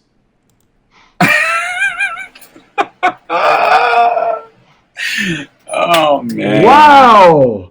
You know what? Trenton, you don't know what's going on in his head. I know. Oh, man. Deal? Oh, man. I cut my hand. We're friends. You don't know what I saw with Order 66. They died. You reminded me of that. Don't do that again, please. The path to the dark side is dangerous and it's easy. But I promise I am not going to do that again. Shake my hand. If you don't do it again, I can understand. I'm sorry. I'm really sorry about that. And I am sorry as well. But trust me. You know what this means? Tell me what's going on. You have to be truthful with me. I'm trying, Master. You know, it's so confusing. There is no try. Do. Oh, I do not. Yoda right there. I give him my hand. Wow. You don't get those 2 points, but you hear a voice. Fool. make you strong. All right. I give him a hug. I give him a hug. All right. You're like my brother. Awesome. More like. All right, we're gonna cut to the scene with Lance and Filona. Filuna. Yes. A sex scene right now. Here it comes.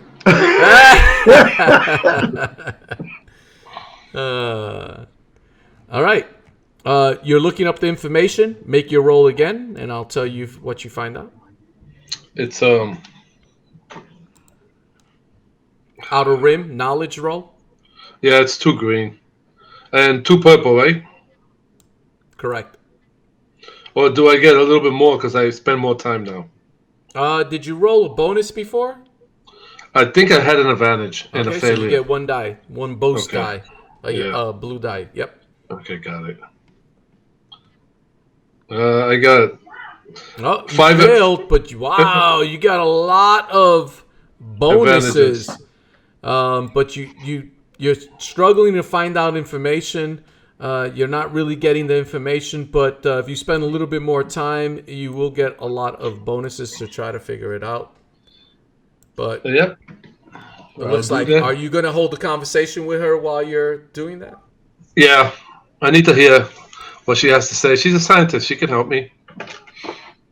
Okay, Sure. for Luna, what's going on? It's been a while, and then the first thing you tell me is the Empire's after you, and then me and my crew almost get killed by a bunch of bounty hunters. I still love you, but you need to come straight with me. So Feluna kind of looks at you with concern, and you hear her say, I have been working for the Empire in their bioengineering department on Coruscant. What they are working on is an abomination and a threat to all that lives. you see Filuna, she kind of pulls out a small hologram device and she presses a button on it, activating a three-dimensional visual projection of an image. And the image is of some sort of cloning facility. And as you stare at that image with intent, Feluna looks you in the face, but the image that you see is this.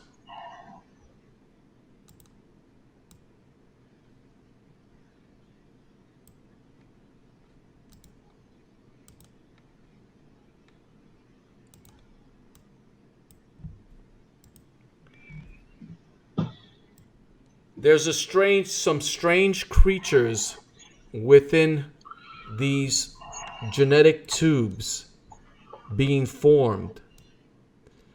It's hard to make them out because of the hologram.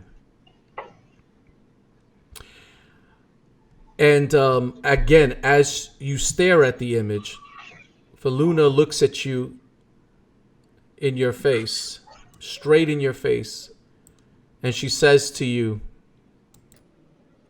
"Help me, Lance. You're my only hope."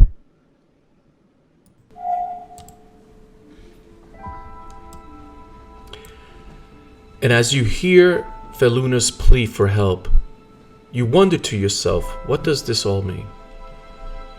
You ask yourself, who are you to go up against the most powerful empire? And even if you decided to help Feluna, what can you do against the massive galactic empire? You feel so small in the greater scheme of things. I mean, you could hardly get your own life right and pay your own debts, let alone save someone from the galactic empire. And what of all these many unanswered questions? Such as, why is Habo sending you to deliver supplies to the raiders of the Maelstrom? And who is their leader, this Crimson Scar? And why is he bent on angering the Empire by attacking their vessels? And who is this voice coming from the Kyber Crystal? Who is this droid 2F? And why does he keep referring to M1K3 as the Mighty One? And what is Feluna really running from? So many questions and no answers. It feels overwhelming at times. And all that recently asked of you. Life is not easy for anyone. But what if you have to persevere above all? Confidence in yourself. You must believe that you are gifted for something and that this something, at whatever cost, must be attained. And yet, deep down, there is a feeling, ever so small, that tells you that you can succeed. That despite the odds, you can overcome. This feeling at times reveals who you truly are. A smuggler who displays the courage of a general. An exiled Jedi who shows the discipline of a master Jedi. A young man with the ability worthy of the most powerful Jedi. And a droid who is meant to rule. For you see, what lies behind you and what lies before you are tiny matters compared to what lies within you. And when looking within yourself, you don't find weakness. You find courage, valor, strength, and heroism. You find hope. And as you ride off into hyperspace, your future awaits.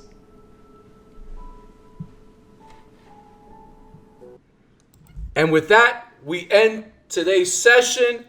Thank you so much for being a part of our journey. Please subscribe, hit that notification bell. Come on, be a part of this. Comment on this. Let us know, is there parts that you are interested in? Is there stuff that you're not interested in? We really want to know. Thank you for being a part of this. We'll see you in the next show. Thank you again.